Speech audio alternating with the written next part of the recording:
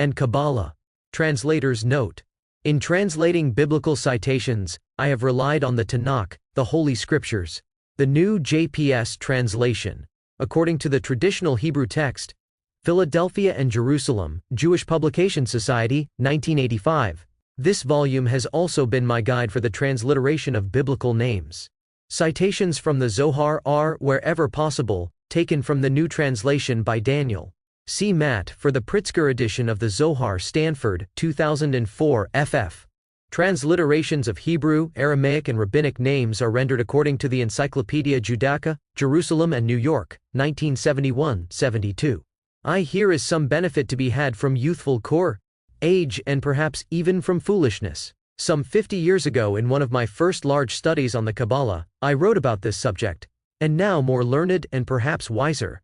Although coming to the end of my career, I am embarking on it once again in order to develop it further. In doing so, I certainly will refer here and there to that youthful study. However, the perspective I have gained since that time diverges significantly from my earlier approach. Moreover, there is much new material at my disposal. G.S. Gershom Scholem, Alchemie und Kabbalah. Ein Kapitel aus der Geschichte der Mystik, Monatsschrift für Geschichte und Wissenschaft des Udenrums, 69 1925, 1330. 2 Since the end of the Middle Ages, when the European world became acquainted with Jewish mysticism and theosophy, the Kabbalah has been thought of as a complex intertwining of a multitude of concepts.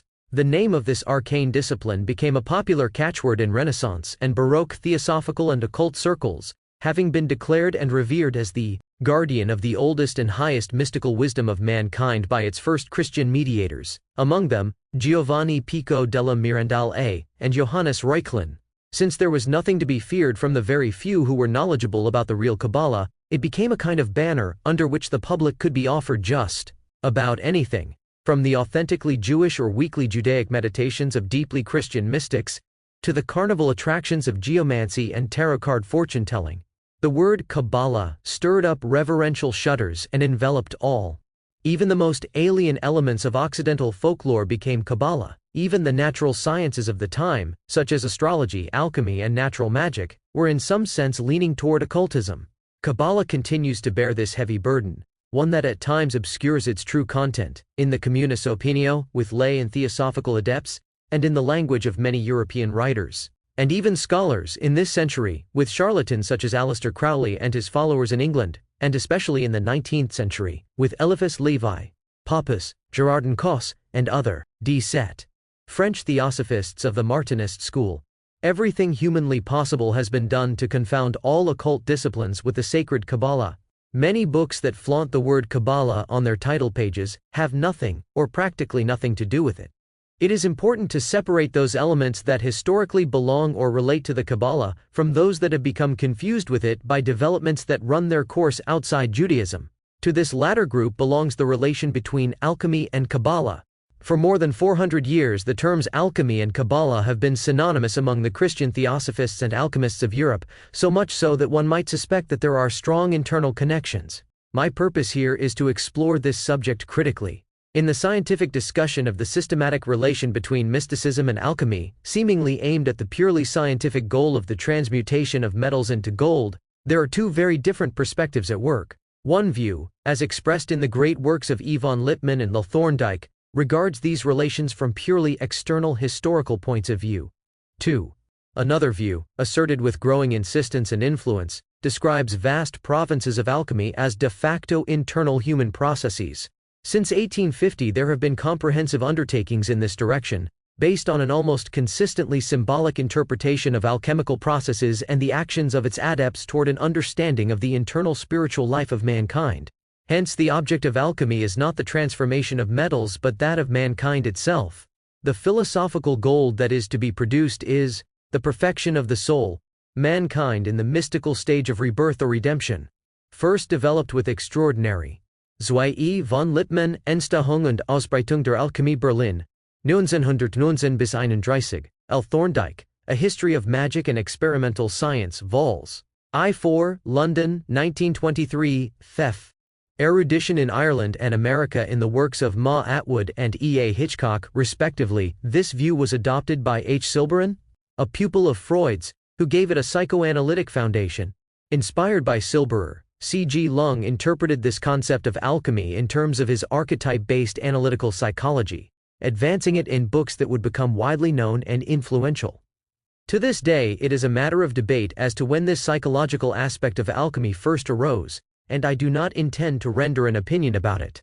It is undeniable, however, that some prophetic biblical passages, such as Isaiah 1:25, which compares the catharsis of Israel with the refining of metals, could suggest such trains of thought. The comparison of God with pure gold in Hiob 22:24-25 also played a major role among the later alchemists. In his book The Secret Tradition of Alchemy, published several years prior to C.G. Lung's writings, A.E. Waite deals in detail with the question of dating the mystical reinterpretation of alchemy. He dates the first such reinterpretation to the end of the Middle Ages. In any case, I would concede that, in all probability, a not insignificant share of famous alchemical texts, especially after Paracelsus's time, do not pursue chemical goals but rather are meant as instructions for the mystical work of mankind. With some authors, one may also presume that they consciously had in mind A. 3 Ma Atwood, a suggestive inquiry into Hermetic mystery, London 1850, New Edition Belfast 1918, E. A. Hitchcock, Remarks upon Alchemy and the Alchemists. Boston, 1857, H. Silberer, Probleme der Mystik und ihrer Symbolik, Vienna 1914. Translated by Se Elif as Problems of Mysticism and its Symbolism, New York 1917. 4 degrees Celsius Geong, Psychology and Alchemy, Collected Works Trans.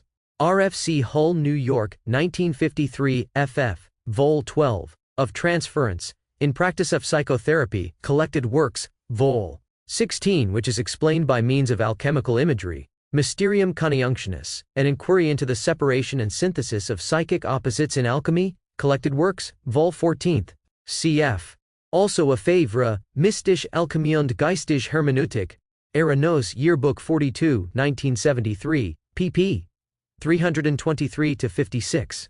Coincidence of chemical and mystical processes, which I take to be the case above all for the alchemists associated with the Rosicrucians. Here we are without a doubt dealing essentially with a mystical movement whose scientific tendencies are byproducts of their symbolism and symbolic practices.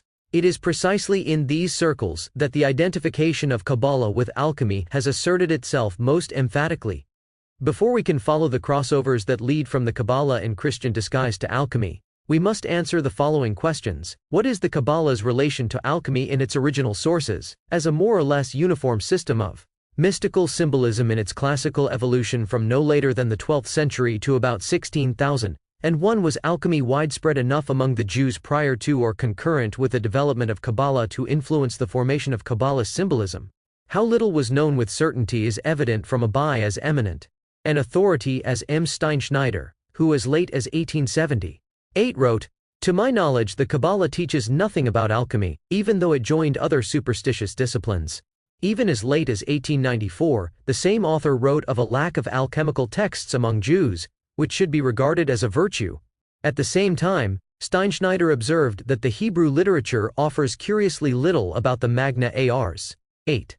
Aleph Levi's reversal of these relationships, whereby alchemy is but a daughter of the Kabbalah, is of no value. Cf. his The Key to the Great Mysteries, trans. A. Crowley, London, 1959, p. 141. Sechs Geschurun, Zeitschrift für die Wissenschaft des Judentums nun 1878, 85. 7 Monatsschrift Vorgeschichte und Wissenschaft des Judentums 38. 1984, 42. E.T. Steinschneider. Die hebräischen Übersetzungen des Mittelalters Berlin 1893, p. 273. Since then, 3 instructive articles on alchemy have been written. M. Gaster, in the Jewish Encyclopedia, New York, 1901-6, Vol. I, pp. 328-32, B. Suller, in the German-language Encyclopädie Judaica, Das Judentum in Geschichte und Gegenwart, Berlin, in the older alchemical literature written in Greek, in the writings of Olympidor and Zosimos for instance, Maria the Jewess, Maria Hebrisi, Moses' sister, and other Jews are indeed mentioned. However, these are pseudepigraphic, like most of the sources cited in this literature. The speculation advanced by some scholars that Zosimos, probably the most famous Greek alchemist of the 4th century, was a Jew is, as far as I can judge, not likely to be true. However, in the 11th century the Spanish Jew Moises, Moses Sephardi, who became known as Petrus Alfonsi after his baptism, wrote a book whose content was revealed to Seth, the son of Adam, by the angel Raziel, which describes, among other things, the transmutation of elements and metals. Indeed, the classical Jewish, 1928-34, Vol. 2, Coles, 137-59, and again B. Suler in the Revised English Language Encyclopedia Judaica, Jerusalem and New York, 197,172, Vol. 2, Coles, 542-49, 9, on Maria the Ius. See Lippmann, Opt. Cit. p. 46. Lippmann declares that she was, without a doubt, Jewish, since the following saying was attributed to her: "Do not touch the philosopher's stone with your hands, you are not of our stock, you are not of Abraham's bosom." This of course proves nothing, since it could easily be part of the usual pseudo-epigraphy. R. Eisler's defense of many of these fabrications is without substance, cf. His remarks in Monatsschrift für Geschichte und Wissenschaft des Judentums 69, 1925, 367. T. Ruska Tabulus Mardina Heidelberg, Nittendrusius p. 41. Rusk also cites an Arabic source, where Zosimos is simply called the Hebrew. The predilection of many alchemists for Jewish pseudo-epigraphical authorities does not prove, as has sometimes been asserted, that UWS had a position of importance in ancient alchemy. In the 13th century, Peter of Cornwall quotes this from a lost book by Petrus Alfonsi: Est quidem liber apud, Judeus de quo, Petrus Alfonsi, liber suo, quem appelli humanum proficum locitur, discipulus suo quinenci ab eo, qui essent nomina angelorum qui invocata, valerent ad mutandum, quix elementis fiunt in alia, et metella in alia, ita dicens, hoc facilime pots, scier celebrum quem secreta secretum, appellant valias in venir, quem sapientis. Philosophers mention alchemy only in passing, and often deprecatorily. Judah Halevi dismissed the theories of alchemists and pneumatists, who in fact often appear side by side in Arabic literature. Their experiments had misled them when they believed to be able to measure off the elemental fire on their weighing scales to bring about arbitrary creations and mutate matter. 12. Similarly, Joseph Albo did not think much of false silver, Meleketh ha-alkurnia, produced by alchemy, which, when smelted, is revealed as fake tapi. The famous 11th century moralist Baya ben Joseph ibn Pakoda expresses a more favorable opinion in the 4th chapter of his Hovo, Halavavot, where he compares the tranquility of the soul with the efforts of the alchemists. Another advantage for him who relies on God is that he can free his mind from the affairs of the world and purify his soul for works of worship, so that in the peace Ude dicunt seth filio Adam Racielum Angelum Revelasse, atcune Angelorum nomina et de Principua Scripta esse. Cf. R.W. Hunt, The Disputation of Peter of Cornwall against Simon the Jew. In Studies in Medieval History presented to F. M. Powicki, Oxford, 1948, p. 151. 12. In the Serer HaKuzari III, pp. 23 and 53. Under pneumatists, the author Judah Halevi understands the magicians who sought to pull down the pneuma of the stars and wrote instructions on how to do so. An entire literature is dedicated to the subject of pneumatist science, for example, the Sefer HaTamar, which I published in Hebrew, Jerusalem, 1926, and translated into German, Hanover, 1921. The Arabic original has not survived. To this day, the book remains one of the most enigmatic texts of occult Arab literature, cf. Espine, Le Sefer HaTamar et le Migidim des Kabbalistes, in homage à Georges Vajda, Louvain, 1980, pp. 333-69. 13. See Albo in the Sefer Ha to Ikarim 8. In North Africa, around the same time, beginning of the 15th century, Simeon ben Imal Duran, who had an interest in science, polemicized against the efforts of the alchemists in his great philosophical work. Cf. His Magen, Avot, Levomo, 1785. Of his mind and the tranquility of his soul, in his little concern with the affairs of this world, he is very like the master of alchemy who is well versed in both its theory and its practice. If his reliance on God is indeed strong, he is even better off than he. The master of alchemy needs certain conditions, in whose absence he can accomplish nothing, conditions not to be found in every time and place, but the man who relies on God is assured of his livelihood in any circumstance in this world, as it is said, duct 8:3, Man doth not live by bread only, but by everything that proceedeth out of the mouth of the Lord doth man live. The master of alchemy never divulges his secret to another, fearing for himself, while the man who trusts in God does not fear anybody. Rather he boasts of his reliance, as said the sage, PS 5:6-12, In God do I trust, I will not be afraid, what can man do unto me? 14. Pagoda goes on to compare the alchemist's hardships and sorrows with the balanced peace of mind of those who trust in God.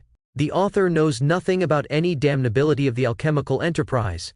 Even more remarkable is the derivation of the word chemia, chemistry from the Hebrew, which carried over from Arabic sources. Steinschneider cites al-Safadi, a Wiedemann, who did not know Steinschneider's reference, quotes from al-Sakawi, a 15th century author. The word for chemistry comes from Kimaya. Bahya ibn Pagoda, The Book of Direction to the Duties of the Heart, trans. M. Mansour, Oxford and Portland, 2004, pp. 223-24. Around 1300 in his homilies on the Pentateuch, Dereshot al-HaTorah, Krakow 1573, Fo 1. 14d, Joshua ibn Shu'aib, quotes a different version of Pagoda's text, which repeats, The words of a Hasid that you confidence in or devotion to God, is the true alchemy. Since I could not find the source for this quote, I assume it was either simplified or remembered inaccurately. For it is of God. An etymology undoubtedly derived from the Jews. The first Jewish alchemist can be found with certainty in Egypt in the 10th century, while alchemical writings attributed to Jewish authors in the Middle Ages are based either on errors or pseudepigraphy. The Jewish alchemical work of Zadith ben Hamuel, which is mentioned by M. Berthollet, was actually written by the Islamic author Abu Abdullah Muhannad ibn Umayl al-Tamimi, al-Sadiq. In the Hebraic literature, a treatise on alchemy was passed off as being authored by Moses Maimonides in his role as physician and naturalist. It survived in different versions in several Hebrew manuscripts as Igeret HaSodot, in the form of epistles addressed to his famous pupil Joseph ibn Aknan. This treatise also exists in Latin translation, supposedly from the 13th century. I.s. When Nicolas Flamel, one of the few who, according to the mystics and alchemists, was supposed to have discovered the philosopher's stone, bought a papyrus book in Paris. M. Steinschneider in Jeshurun. 9, 1878-84. E. Wiedemann, User Alchemie bei den Arabern. Journal Ihre Praktische Chemie 76, 1907, 113. Wiedemann undoubtedly misunderstood the derivation, and as a result of his misreading, translated it as for it is more benevolent than God. Steinschneider did not recognize the meaning of the etymology either. This can be found in a responsum by Shemariah ben Elhanan of Kairouan cf. S. Asaf. Responsa Gionica, Jerusalem, 1942, Haber, p. 115, 17, cf. M. Berthelot, La Chimie au Moyen Age, Paris, 1893, vol. I. p. 249, and the correction in Orientalische Literaturzeitung, 1928, Kernel, 665, 18 cf. M. Steinschneider, Zur Pseudo-epigraphischen Literatur, Berlin, 162, pp. 26-27 and der Hebräischen Übersetzungen OPECIT, pp. 765 and 922. There may be a more elaborate version of this text, the ending of which is not clear, in a Hebrew manuscript at the Bodleiana Library in Oxford, Neubauer Cowley 2, p. 194, no. 2779. Also included there is a recipe for the making of the philosopher's stone, Fun. 20a. On the Latin cortex in the sense of papyrus, C. R. Eisler, in Monatsschriftflier Geschichte und Wissenschaft des Judentum 70 1926. Reputedly at a small price, it was a baptized Jewish physician, not a Kabbalist, who in 1378, in the pilgrimage town of Santiago de Compostela, disclosed it to him the meaning of the writing and therewith the secret of alchemy. The manuscript was said to have been composed by Abraham the E.W. as instruction for his consociates. The heading supposedly read, Abraham the Jew, prince, priest, Levite, astrologer and philosopher, to the nation of the Luz by the wrath of God dispersed among the Gauls sendeth health. Oh, this heading alone proves the fictitious character of the attribution. In any case, this account is typical of those who, in the eyes of the medieval alchemists, were the bearers of their wisdom among Jews. The existence of Hebrew translations of 2 writings by an author who called himself Abu Afla al-Sarakusti, but may have been fictitious, testifies to the fact that even before the spread of Kabbalah, alchemical writings were as popular in Jewish circles as other Hermetic books of Arabic literature. The surname al-Sarakusti points either to Syracuse in Sicily or Saragossa, Spain. If the author was indeed a physician at the court of the king of Saragossa, 21 as he claimed, then he must have been active prior to Saragossa's conquest by the Almoravids in the year 1110. The 2 books that survived under his name exist only in Hebrew, however. There can be no doubt that they are of Arabic origin. The author writes demonstratively as a Muslim.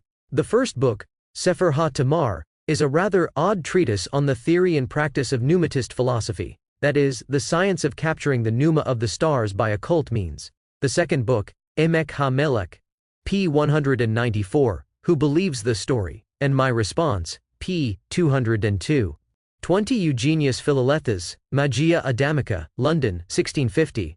Reprinted in Thomas Vaughan, Magical Writings, ed. A. E. Waite, London, 1888, p. 113, where the story is recounted at length. 21. Sicanayino, Abu Afla Arabo Siracusano Zero Saragozzano? Bivista de Studi Orientali, 13, 1931-32, pp. 165-71, deals with alchemy, its title, according to the author, a reference to the philosopher's stone. Both books are undoubtedly by the same translator, as their style is identical. Judging from the French terminology of the alchemical book, the translations originated in Provence. The general introductory part of the book, which remained intact, 22, corresponds for the most part literally to its counterpart in the Sefer HaTarnal, except that in the former, the science discussed is not the doctrine of pneumatist workings and effects but rather of alchemy. The second part contains detailed alchemical recipes of a chemical nature. There are no indications that Latin alchemical texts were known in Jewish circles before the end of the 13th century. One can safely assume that until then, alchemical traditions came exclusively from Arabic sources. Judah ben Solomon ha-Kohen Matka from Toledo, who in the mid-19th century authored a Hebrew encyclopedia of all sciences, containing highly derogatory remarks about the great art of alchemy, was fluent in Arabic, which in his time was not only spoken by the Jews of Toledo but often used by them in their literature.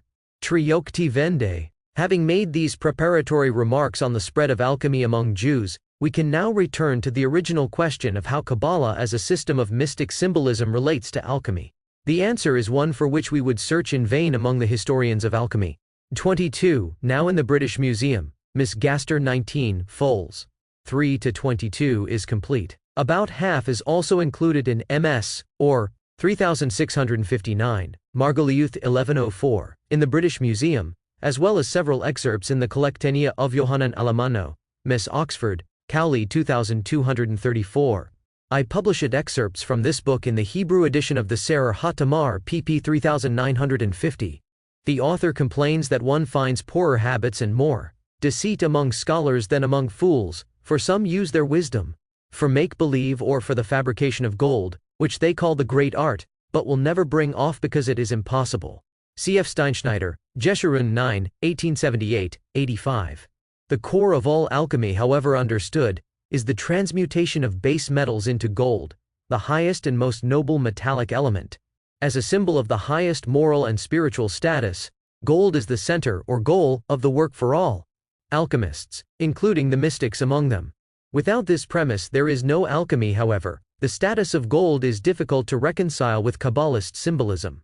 In the Kabbalah, gold is not at all a symbol of the highest status. The hundreds and hundreds of texts and lists of symbols, the latter occurring hundredfold especially in manuscripts, that make up Kabbalist literature are unanimous herein, with only a few very specific exceptions. Silver is the symbol of the right side, male donation, grace and love. White, milk; in contrast, gold, the symbol of the left side, represents the female and strict judgment. Red, blood, wine. This division first appears in the oldest extant Kabbalist text, the Sefer HaBahir, 26. From the outset, this symbolism, conspicuous in the history of religion, does not allow for the possibility that the creation of gold would be considered essential, not according to the real commonly shared Kabbalist world scheme, and surely not according to the internal spiritual theosophical worldview. To this end, particular reinterpretations and artifices were required. How else could a Kabbalist consider gold to be the highest per 24th in Kirjath Sefer X, 1934, pp.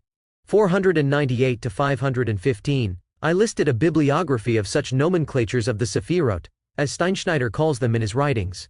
25. The first Hebrew author to point out the contradiction between the Kabbalists and those knowledgeable in nature in regard to the valuation of gold and silver was Jacob Emden, 1697-1776, a rationalist Kabbalist, in the article on Zehab gold. In his Lexicon of Kabbalist Symbols, Zizim Farahim, Altona, 1768. This is mentioned in 5. Rubin, Heidentum und Kabbalah, Vienna, 1893, p. 89. 26.1. Am quoting this in accordance with the order in my German translation of the book, Leipzig, 1923, reprinted Darmstadt, 1970. I discuss the Bahir at length in Chapter 2 of my Origins of the Kabbalah, Princeton, 1990.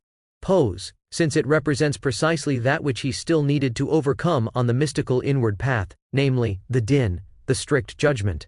According to Zosimos, whose alchemy leans heavily toward mysticism, the man of silver, Apiwa pulpawantasi, precedes the man of gold, ex piwa avo publieltiok. 27.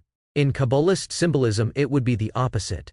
Therefore an antagonism arises between fundamental motifs, although the mystical alchemists would not have noticed this in their efforts to consolidate all symbolisms at any cost, especially since only a few of them would have read or been able to read authentic Kabbalist texts. As mentioned before, Kabbalist symbolism is rather peculiar. Elsewhere within the symbolisms of the Hellenistic Occidental world, and particularly in alchemy itself, the masculine is considered red and the feminine white, as in the naming of certain alchemical substances white woman and red man. Then again, the Jewish Haggadic development which led to such paradoxical mystic concepts as the feminine, as a correlative to the strict judgment, is easily overlooked. However, this need not concern us here. Thus it is understandable that within Judaism practical alchemy was only rarely pursued in Kabbalist circles. These two areas did not fit well together, and as we will see, were connected relatively late. I have not been able to find alchemical recipes relating to the great work in any Hebraic Kabbalist book or manuscript before 1500. Those recipes found in older manuscripts from the 14th or 15th century have nothing to do with Kabbalah and did not originate in Jewish tradition. P. Although the fundamentals of theoretical Kabbalist mysticism conflict with the basic tendencies of alchemical symbolism, certain alchemical characteristics nevertheless became intermingled with the plenitude of Kabbalist motifs and symbols. Here a certain influence of alchemy can be accounted for after all. Of course it is precisely the cosmological alchemical symbolism of metals and other substances that may belong in this group that received no attention by the alchemists of the 16th through the 19th centuries, and played no role whatsoever in the Christian Kabbalah and in Rosicrucianism. They were not, however, without significance for the knowledge of the channels through which the late Hellenistic world affected the Jewish mysticism of the Middle Ages. One ancient fragment that preserved the alchemical symbolism of gold as masculinity can be found in the Bahir, seconds, 36. It did not play a role in the systematical evolution of the Kabbalah. The fragment, about which the Kabbalists would have been completely ignorant after about 1230, is placed between two antipodal classical pieces of Kabbalist symbolism, cs. 35 and 38. It reads, "Why is gold called Zahab? Because there are three principles contained in it, the masculine, Zakar, and the T Zayin points to that, the soul, and the N He points to that, obviously the feminine, since the consonant He in the mysticism of the alphabet has always been interpreted as such, and Bet avouches its duration, as is written in the Torah, which starts with this letter, Lain the beginning. Here gold fulfills all the requirements of alchemical symbolism. It represents the mystical communion of the highest principles operating in the cosmos, which come about through the medium of creation, as much God's creation of the cosmos as the alchemical completion of the work. The symbolism of the Laking's daughter, which describes the function of the bed in the parable, corresponds, be it consciously or unconsciously, to the symbolism of the prima materia with the alchemists, which itself corresponds to the primal matter, the chaos during God's creation of the world. This passage, which is directed specifically toward alchemy, is rare in classical Kabbalist literature. But as early as the Tikkun HaZohar, which uses the Bahir fragment, in number 21, this is replaced by a less fitting, unexceptional interpretation, based on the number 7, that is, the 7 days of creation, since the reading of the Zayin as a masculine principle was unacceptable to the Kabbalah. Although disjointed, this interpretation still contains a glimmer of its alchemical origin, gold as a symbol of the highest perfection of the creation, imbued with light, evidently primal light. The conflict between the mystical and the profane appreciation of gold in the Kabbalah is sharply expressed by the attempts of the Kabbalists to explain why the value relationship between gold and silver in the natural lower world is the reverse of that in the spiritual upper world. These attempts at explanation spread from one classical passage in the Sefer HaZohar, the main text of Spanish Kabbalah, authored between 1280 and 1285, to many other works. Since the status of gold could at least be maintained in the lower Merkava, divine chariot, and its contingent sensible world, there would have been room for purely material, alchemical efforts, but this put an end even more strongly to the spiritual reinterpretation of alchemy as a mystical practice. The above-mentioned passage in the Zohar, 2.197 billions, reads, "Come and see here, in Exodus 35:5 gold is listed first and silver second because it corresponds to the lower enumeration method, perhaps from the lower world. Had Moses wanted to count according to the enumeration method of the upper Merkabah, he would have begun counting on the right, for example from the silver, and only then on the left. Why? Because it is written, Haggai 2:8, silver is mine and gold is mine, silver first and gold afterwards. 29. But in the lower Merkabah one begins on the left and only then continues on the right side, as it is written, Exodus 35:5, gold, silver, and copper. The passage is clear, and the reversed order of the upper and lower worlds is a motif frequently used in the older Kabbalah. It played into the later theory of many Kabbalists that the creation of the lower world came about by mirroring the reflected light of the world of the Sefirot. Thus one finds this motif in the Talmudic sequence of the letters of the alphabet in both worlds, and thenceforth in the theory of the mystical names of God and the Ephesiagrammata, Ephesian letters. To this line of thought also belongs the attribution in the book Esh Mezaref, which will be discussed below, of the philosopher's stone to the last Sephira and lead, the least precious metal, to the second highest. The Kabbalists may never have been cognizant of the possible Gnostic, antinomian consequences of this concept. How else, for instance, would certain texts have been allowed to be circulated that, according to this principle, not only sanctioned but commanded marriages that are forbidden by the Torah in the upper worlds? Even more radical is a passage in the pseudepigraphic Sefer Ha-Peliah, written around 1400, which follows the same fundamental idea. With clear examples from everyday life, it explains that gold is more valued in our world because we live in the eon of gold, under the power of the strict judgment. 31 Sefer Ha-Peliah, Koretz, 1784, full 16 degrees Celsius. The passage shifts the mystically correct valuation to the eon of mercy, which preceded the eon of gold that was ruled by the Sephira of Chesed. 32 expositions of this kind are clearly in position to alchemical thinking. It is unclear whether Zohar 1.249b to 250a is influenced by alchemy. It states that were it not for the ferocious beasts breeding in the gold dust-covered mountains, human beings would not be poor, because the power of the sun proliferates gold.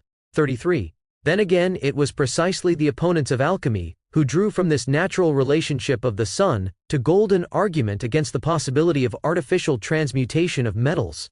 Hence, Judah ben Salomon ha-Kohen Matka of Toledo says, the scholars think that gold evolves in nature during long time periods, while alchemy believes to accomplish this in the short term. 34. Zohar 2.172a describes this influence somewhat differently. Inspired by astrology and alchemy, it discusses the influence of the stars on the growth. A different attempt to explain the higher valuation of gold can be found in Naphtali ben Jacob Elhanan Bacharach's Emek HaMelech, Amsterdam, 1648, fols. 28d to 29a, according to which silver is so subtle as to be spiritually accessible only to few, with most seeking the harder, cruder gold.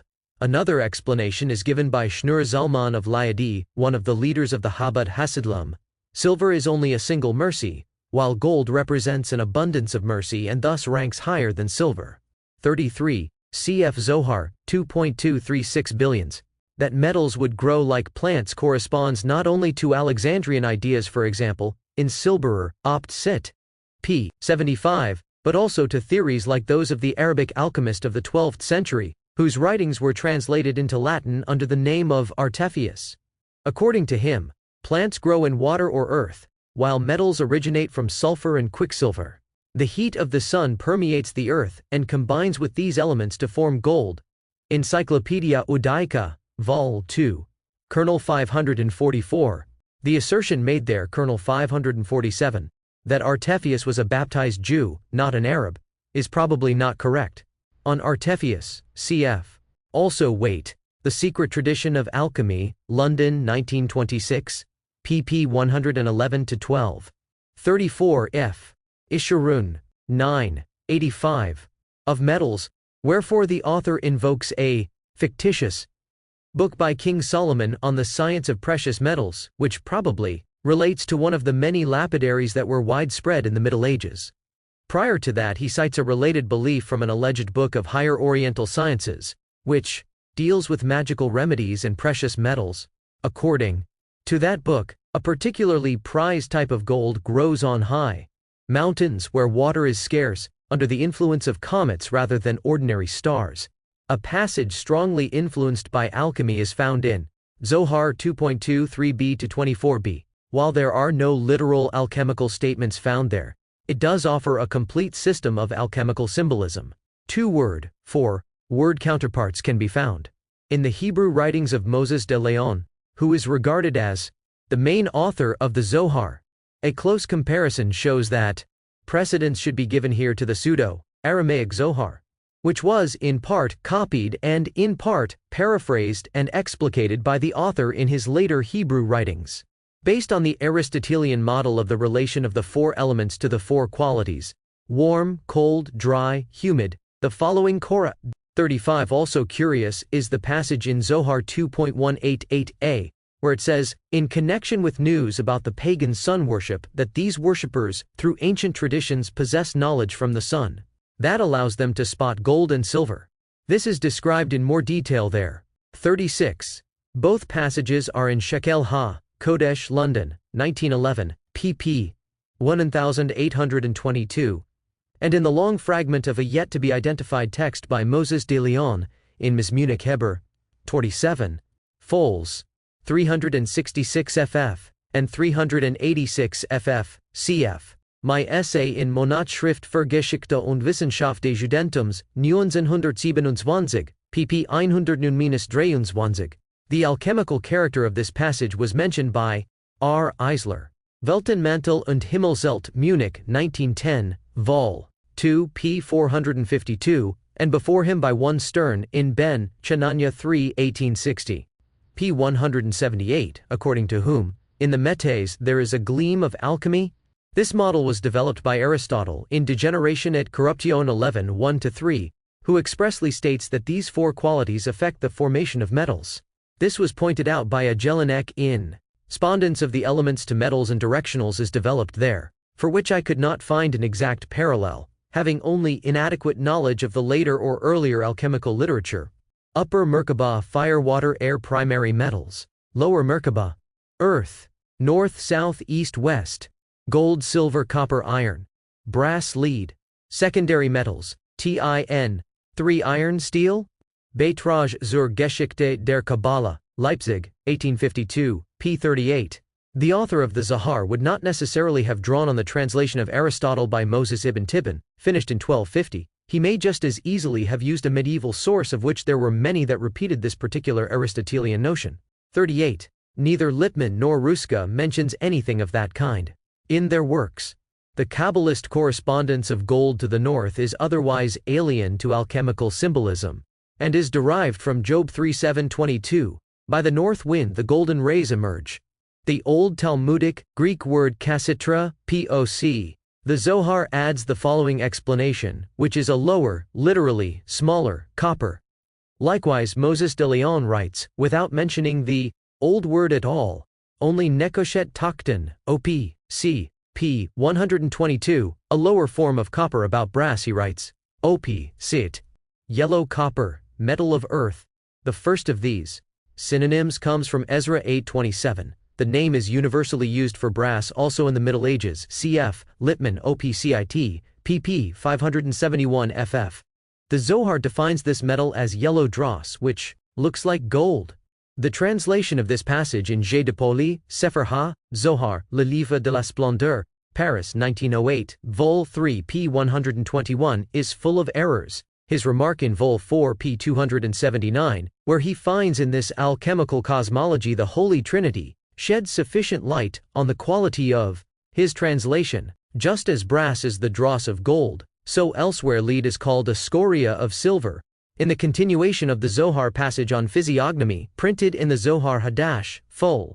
33d, here Adam's mystical transformation into Abraham is described, whereby silver produces scoria, which emerges outward as lead. This is repeated in the review of physiognomy in the Tikkun Ha, Zohar, no. 70, Fol. 128,000 millones, and the Raya Mahaimna, written by the same author as the Tikkunim. The secondary metals are supposed to originate from the primary ones by combining their element with earth. The Zohar passage presents a long rigmarole of transmutations and interrelations that are strikingly formulaic. In the two parallel texts, Moses de Leon also draws on the biblical symbolism of the 4 streams of paradise and the 12 oxen of the brazen sea in the Temple of Solomon. I should mention that the specific passage in the printed text by Moses de Leon, as well as in the handwritten copies I consulted, is slightly corrupted but can be reconstructed. Here one finds an explicit reference to alchemists. Copper is red and brings about the nature of both gold and silver, because those who know the work make from it gold and silver. The denotation for alchemists, Natin NRC, knows of lead as dirt or scoria during the smelting of silver. The Hebrew term here is ha-yodim ba-malaka. In the Hebrew translation of the Emek HaMelech, the alchemists are also called Bafor Ale Melaka, artisans. Without naming his source, D. Huolson in Die Sabia unter Sabismus, St. Petersburg, 1856, p. 660 mentions this expression, next to Ba'ale Omanut, artists, as a technical term used by Spanish Jews for alchemists. A single detail of the alchemical work is called Pe'ula, act. The great work, however, is called Melaka, craft, so that, for instance, at the beginning of the Emek HaMelech, the execution of the great work is rendered in Hebrew as Pe'ula HaMelaka. The term Malaka, in this particular sense, is familiar in the 16th century. Cf. Moses Cordovero's Pardes Rimonim, Krakow, 1592, Phone. 72 billions. And Simeon Labi's Zohar Commentary, Ketem Paz, Livorno, 1795, Phone. 445a. For a long time I considered the well-known work of magic, des Uden Abraham von Worms Buch der Wahren Praktik, in der Welt Gottlichen Magie, translated into both German and English via French, allegedly from a Hebrew manuscript of 1387 and supposedly published in Cologne in 1725, more likely in 1800, to be of Jewish origin, cf. Monatsschrift Ihr Geschichte und Wissenschaft des Judentums 69 p. 95, and Bibliographia Kabbalistica 1927, p. 2. I changed my mind when I found clear evidence of the writings of Pico della Mirandola and his juxtaposition of Kabbalah and magic not only in the title but in the text of the book itself. The book was in fact written in the 16th century by a non-Jew who possessed a striking knowledge of Hebrew. This author also uses the term malaka for alchemy, RV7. Latin, anista, is a standing formula transcribed here into Hebrew for the work in the sense of the great work of alchemy, which in the Hebrew literature has been used for centuries. Although neither Moses de Leon nor the above-mentioned Zohar passage expressly refers to the Sefirot, there can be little doubt that the 4 elements in the 4 primary metals correspond to the 4 Sefirot, Lafistid, Gevura, Tiferet, and Malkut. Thus, Tiferet represents copper, the union of gold and silver, and Malkut, iron. If the mystical ascension were to proceed from the lowest Sephira, or from the purification of metals, then the lowest Sephira would correspond to the prima materia, with which the alchemical work begins. Copper would then be a preliminary phase, from which gold and silver both united within it are produced. This corresponds to the interpretation of copper in a Zohar passage, 2.138 billions, that discusses the materials listed in Exodus 25:3, gold, silver and copper, that are needed for the construction of the tabernacle. There it says that the primarily reddish copper unites in itself the colors, as well as the qualities, of gold and silver, whereby those of gold dominate. This is consistent with the above-cited passage by Moses de Leon, which refers specifically to the alchemists. Fifth, indeed, it is well established that many alchemists regarded copper as a preliminary stage of silver and gold, just as Zosimos, in his much-cited alchemical mystical vision, knew of three stages: the copper homunculus, the man of silver, and, but only in the German translation. It is the same book that found wide distribution in occult circles in its English version as the Book of Secret Magic by Abra-Malin the Mage, as delivered by Abraham the Jew unto his son Lamech, AD 1458, trans. S. L. Mathers, London, 1898.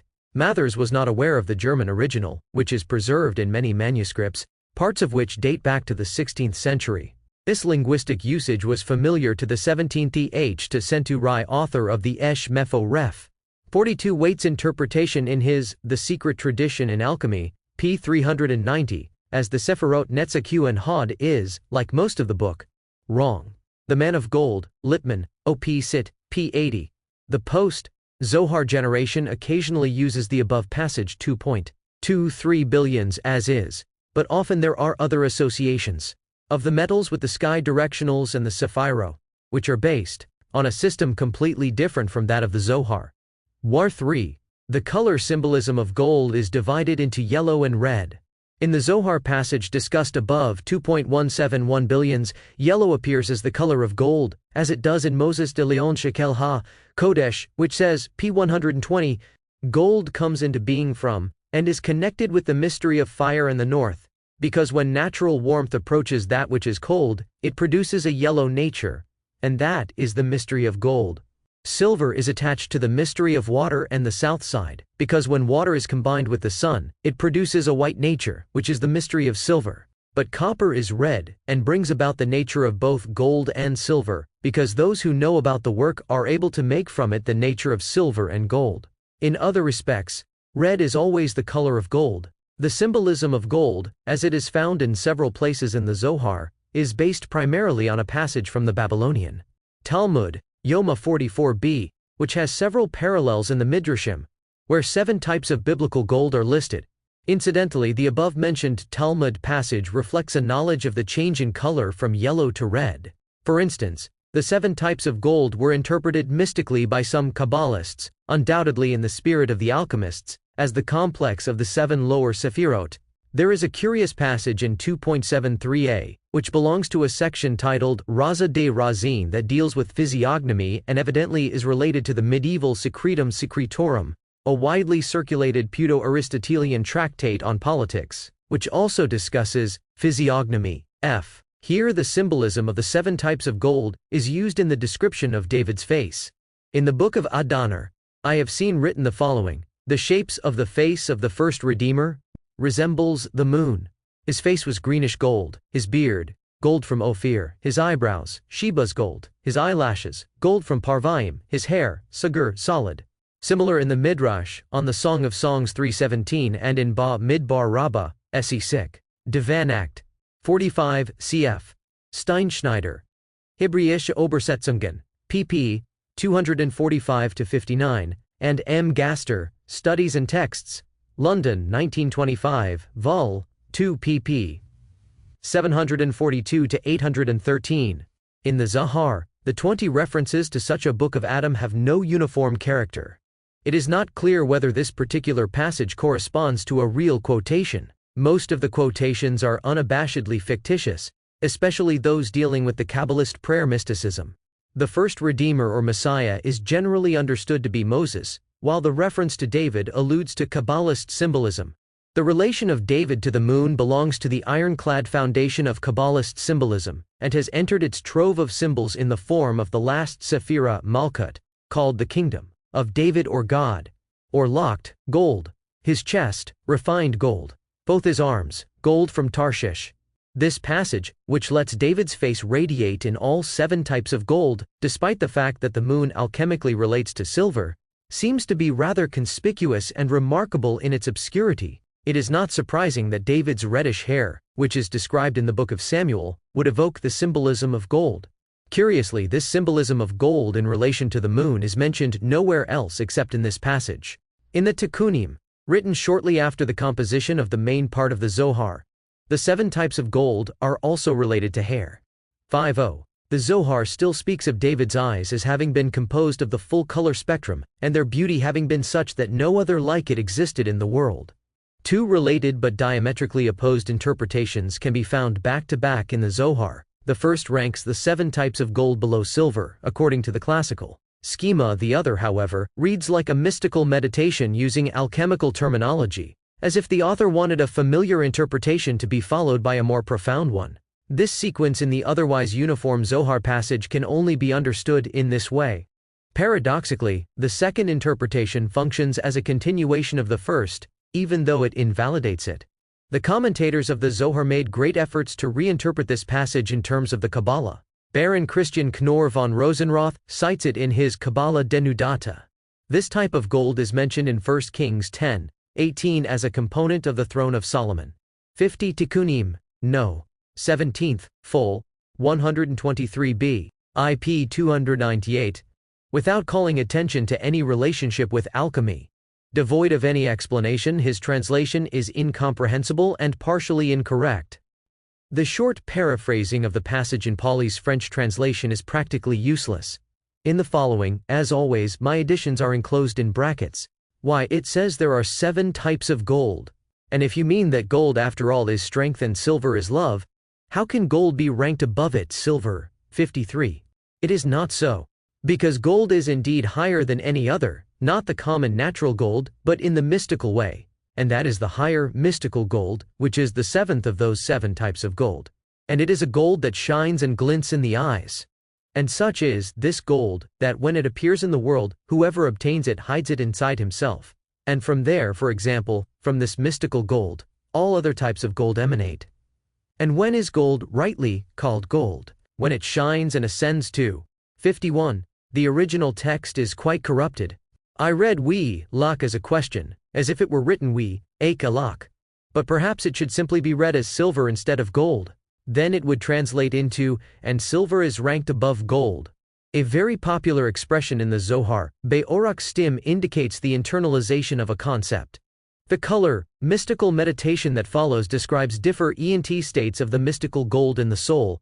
The fact that it became a headache for Zohar commentators is indirect proof of the fact that the mystical reinterpretation and application of alchemical symbols, which is manifest here unambiguously, was alien to these later authors, particularly those of the 16th and 17th centuries.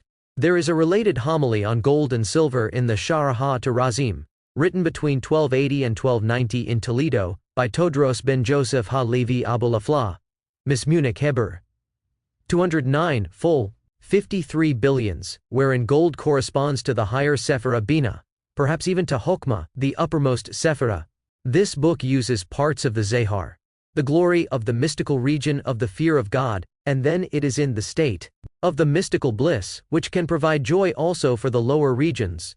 And when it is in the state of strictness, that is, when it passes from that colors into blue, black and red, then it is the gold in the region of stern strictness. But the true gold belongs to joy, and has its place where the fear of God ascends and joy soars. Silver is among it, according to the mystery of the right arm, because the highest mystical head is of gold, as it is written in Daniel 2:38, you are the head of gold. Its breast and arms were of silver. Ibid. 2:32 points to the lower region. But when the silver becomes perfected, it is contained in gold. And this is the secret of Proverbs 2:5-11, like golden apples in silver showpieces. Thus it unfolds that, in the true perfection, silver becomes gold, and then its place is perfect. And therefore there, fear and love are the uppermost states of the soul in their relationship to God, whereby the Kabbalists relate this uppermost fear of God to the Sephira Bina, which stands above Hesed, the Sephira of love. In the printed Hebrew text, the genitive preposition of is omitted. Gawan gawan, color may be understood here, as it often is in the Zohar, in the sense of essence, state or quality. Its meaning is, the gold that corresponds to the stage of rigor. The classical symbolism of the Kabbalah is not at all the uppermost. Mystical gold, which corresponds to the highest stage attainable through meditation, which is that of the fear of God. This explication of the rank of true gold versus silver derives from the fact that in the Spanish Kabbalah of the Zohar and in the writings of Moses de Leon this uppermost stage was reassigned to the Sefirot Binah, which cannot be surpassed though meditation, in the Hebrew of Moses de Leon hitbonent, contemplation, while love was moved to the next Sefirah, Hesed. Here the notion of the simcha shel mitzvah, the joy that lies in the execution of the commandments, may come into play. The use of the verb ithadar in the sense of to become is very common in the Zohar and accords with medieval linguistic usage. Are 7 types of gold. And copper comes also out of gold, when it is changed towards the bad, and this is the left arm. The left thigh is blue, the right thigh is purple, and it is contained in the left one. But the higher, mystical gold is a hidden secret, and his name is locked gold 1 Kings 6:20-19 concealed and hidden from all. And therefore it is called solid, because it is kept from the eye so that it has no power over it, for example cannot perceive it. The lower gold however is somewhat more perceptible. Not even Christian and Gnostic mystics and alchemists could have described the gold within the human soul more clearly than this characteristic piece of Kabbalist theosophy.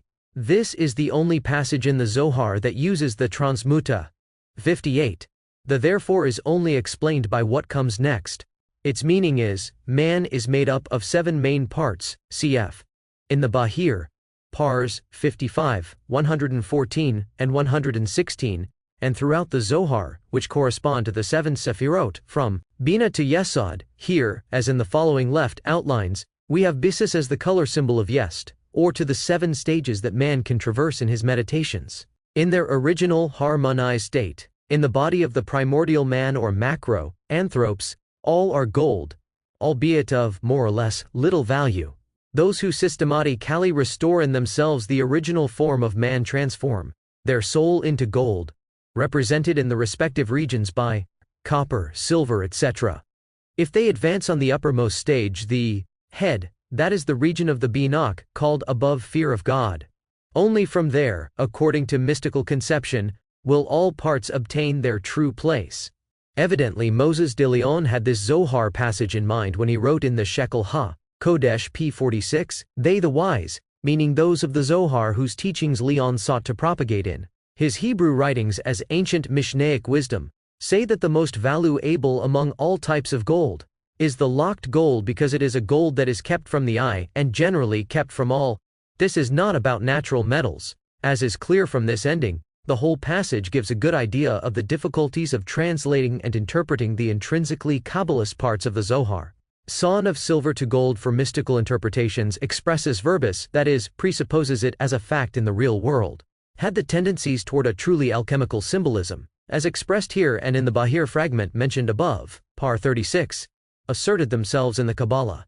Then it would have been justified to contend an essential relatedness between alchemy and Kabbalah. But instead these tendencies were on the whole eliminated from the Kabbalah. The complete opposition of this passage to the one in Zohar 2.197 billions discussed above is self-evident. As a comparison with similar descriptions of what the alchemical mystics called philosophical gold, in the Zohar called mystical gold, Zahab Ilah, here is a passage from Johann Isaac Hollandus quoted in Silberer's book, p. 101. The philosophers have written much about lead, and it is my opinion that this Saturnine work should not be understood in regard to common lead, but to the lead of the philosopher. Know, my child, that the stone called philosopher's stone comes from Saturn. And know as a truth that in the entire vegetative work, called so because of the symbolism of sowing and growing, there is no greater secret than in Saturn. Because even in common gold, we do not find the perfection found in Saturn, since understood inwardly pneumatically, its Saturn is good gold. Most philosophers agree with this, and it is only necessary for you to remove everything that is superfluous in it. Then, when you turn the inside to be the outside, which is redness, it becomes good gold. All those strange parables, where the philosophers talked mystically about a stone, a moon, an oven, a vessel, all that is Saturn, e.g., all talk about humans, because you must not add anything extraneous except for what emanates from itself. None in the world is too poor to undertake and execute the work. The 7 grades of alchemical purification, corresponding to the steps of contemplation that pervade so many mystical systems and stand for an inward process of integration, were already known by Zosimos. It cannot not be ruled out that the alchemical parlance and symbolism might eventually have encroached upon unrelated Kabbalist territory. I know of two such instances which were derived with high probability or certainty from alchemical terminology. In the Zohar, however, they assumed a completely different course. One concerns the short mystical sentences containing what appears to be a kind of witches 1 times 1, especially in Zohar 1.77a, but also in 1.32 billions, 1.72 billions, 2.12 billions, 2.95a, and 3.162a. One ascends to one side, one descends to the other, one enters between two. Two crown themselves in three, three enter into one. The literal sense of the sentences is often not difficult to determine, and much less exciting than the pathetic formulation surmises, but it is the external form that is interesting. The sentences sound like old formulas underlaid with new, fitting meaning. Such usage of old formulas that have become incomprehensible can already be found in the Bahir. Strikingly similar sentences have indeed played a large role in alchemy. I already mentioned that the fictional Umaria the EWS appears in the oldest alchemical literature as a great authority. The following sentence is attributed to her. 2 are 1, 3 and 4 are 1, 1 will become 2, 2 will become 3. 62. This sentence, though not understood by medieval alchemists, but nevertheless passed on through the centuries as alchemical mystery words, 63 can still be found in the widespread Latin versions of the, originally Arabic, Turba Philosophorum. In one of his early books, Waite saw in the literary form of the Turba, a transcript of speeches by the old philosophers, a certain affinity and relation to the Zohar, namely, with the Idra Rabbah. In this important section, Rabbi Shimon and his companions describe a gathering of the fictional great adepts in the Kabbalah, during which speeches are given on the mystical shape of the Godhead and its secrets. But Waite was under the misapprehension that the Pseudo-Aramaic word Idra meant assembly or synod, in accordance with the Latin turba, crowd. This meaning of the word Idra, however, is a more recent development. 65. The second symbolism is found in numerous places in the Zohar J 66. And I consider it to be incontrovertibly of alchemical origin. It deals with the demonic, the hypertrophy of the left side of the world, the defiled gold, scoria of gold, or eudros of gold. Here the classical Kabbalist symbolism, for which gold is the symbol of the left side, of the strict judgment, accords to some extent with alchemy, which extracts the philosophical gold from the scoria and scum of metals both in nature and in the soul. The demonic, represented primarily by Samael, Perush Haggadah Shell, Venice, 1602, p. 16 in the Jerusalem edition, which is attributed erroneously to Solomon ibn Adret. 64th. The scholarship on the Turba has been completely revised by Ruska's work, and the studies in Nemplesner, Vorsokratische Philosophie und Griechische Alchemie, in Arabisch-Latinischer Oberlieferung Wiesbaden, 1975. 65 cf. A. E. Waite, The Doctrine and Literature of Kabbalah, London, 1902, p. 460. The Zoharic linguistic usage of the word Idra has been analyzed in depth by J. Liebes in his dissertation studies on the lexicography of the Zohar, Jerusalem, 1977, Hebrew. 66 Zahar, 1.48a, 1, S2a, 1.62, billions, 1.73a, 1.109 billions, 1.1. 8 billions, 1.16, 1 billions, 1.193a, 1.228a, 2.24 billions, 2.104a, 2.148 billions, 2.149 billions, 2.203a, 2.224 billions, 2.236ab, 2.275a, 3.51a, 2,384 billions. See also in the Zohar al-Fadash on the Song of Songs, Warsaw, 1885, identical in pagination with the 1953 Jerusalem edition. SSE, 66 billions. The Prince of the Left emerged from the hypertrophic abundance of strictness as refuse or filth. One of the terms used here, hituke, literally, to smelt, presupposes the notion of a smelting process, wherein scoria or scum remains as waste. To this also belongs the terminology, long unexplained, of suspita de dahaba, which is common throughout the main part of the Zohar, where it explicitly states that it is identical to hituke. 69. 50 years ago I could not explain the meaning of this term and indulged in erroneous speculation. R. Eisler's conjecture that it is derived from the Greek ovoknon, namely chyle, meaning putrefactio, decay or putrefaction of matter, is no longer sustainable, although at the time I agreed with him. Rather, sospita is one of many neologisms created by Moses de Leon from Talmudic words. In this case, it is a deformation of the word kuspa, pomes, or husk, as in ta'anit 24 billions. The expression zuhamaha, zahab was in use by the 10th. 67, thus expressly in Zohar 1.161 billions, Tosefta. Samael who emerged from the waste of the abundant strength of Isaac? Elsewhere, 1.74b, we read of the waste of the strict judgment as the other dominion. 68. The original meaning of hitukel as smelting is still apparent in passages such as Zohar 2.167 billions, the waste of metals derives from the smelting, cf. K. Price. Die Medizin im Sohar, Monatschrift für Geschichte und Wissenschaft des Judentums 1928, p. 170, as well as an article on Sospita in J. Liebes. Op. C. pp. 336 a 38. 69, Zohar 2.224b and 2.236 billions. It is remarkable that, except for two incomprehensible passages that seem to deal with mystical formulas, 1.30 and tikkunim 132 billions, this word is always used in connection with gold. There is no sospite of gold or silver in the Zohar. Perhaps an explicit term for the scoria of gold existed. In 1.1186 it is said sententiously, wherever gold is found, scoria goes unmentioned, which here is related to Isaac, judgment, and Ismail. Century by the so-called brothers of purity in Basra as an alchemical term for dregs of the metals. Of course these dregs play a large role in any alchemical practice. Here the author of the Zohar, who also knew Arabic, adopts a common terminology and uses it in a Kabbalistic sense. These substanc es are varyingly called dregs, scoria, or dross, words used synonymously throughout the Zohar. Sefin for sospita, however, is used only in connection with gold, we do not yet know why. The word used for the dregs of silver, which in the Zohar is identified in several places with lead, Zohar 3.124a, Tikkunim 67, Zohar Hadash Fol, 33d, is Zuhama. These are the only purely alchemical traces I've been able to find in the Zohar.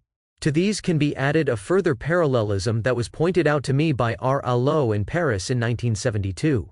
It is undeniable that the symbolism of the Shekinah, the female aspect of the divine world of the Sefirot, which represents the last of the 10 steps of emanation within the Godhead, as it is richly developed in the Zohar, exhibits close parallels to the alchemical symbolism of the prima materia.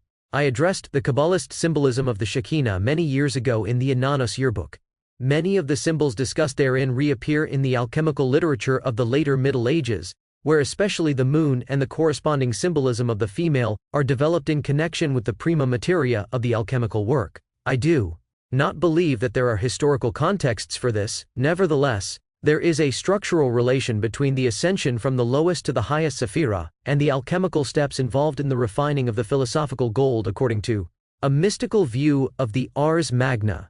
By their very nature, the symbols available for such descriptions were limited, not to mention the fact that their source, the Old Testament, was shared equally by Jewish Kabbalists and Christian alchemists. I am not sure that it is necessary to resort to the more far-reaching psychological hypothesis of archetypes of the soul, as developed by Kung in his respective works. There are only a few connections between Kabbalist and alchemical ideas in the generations following the publication of the Zohar. In his responsum on the transmigration of souls, the 14th century, Toledo Rabbi Judah ben Asher compared the purification of souls during the process of the Gilgul with the corresponding alchemical process of refining metals, both of which are attained in multiple stages. Perhaps further examination of Kabbalist literature, especially the handwritten sources, will bring to light more connections. The most astonishing development took place at the end of the 15th century in Spain, in the form of revelations written down by the renowned rabbi and humanist Osef Taitazak around 1480-77. In these very curious revelations, God himself lectures on various occult disciplines. Taitazak is the first Kabbalist to identify alchemy with mystical theology, even before the Christian humanists pursued this line. This is even more remarkable, as none of the great Kabbalists of the 16th century, among them, students of Taitazak, during his activities in Salonika until about 1535, ever adopted these thoughts. Neither Joseph Caro nor Moses Cordovero knows anything about that. Parts of Titusac's revelations were known in these circles, but we cannot say whether they contained any passages on alchemy. There are 2 passages dealing with alchemy in a handwritten manuscript in the British.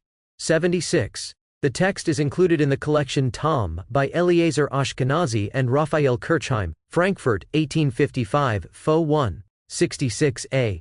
77. About these revelations, see my essay in Sefirot, Annualof the Ben Zvi Institute, Vol 11, 1977, pp. 67-112 in Hebrew.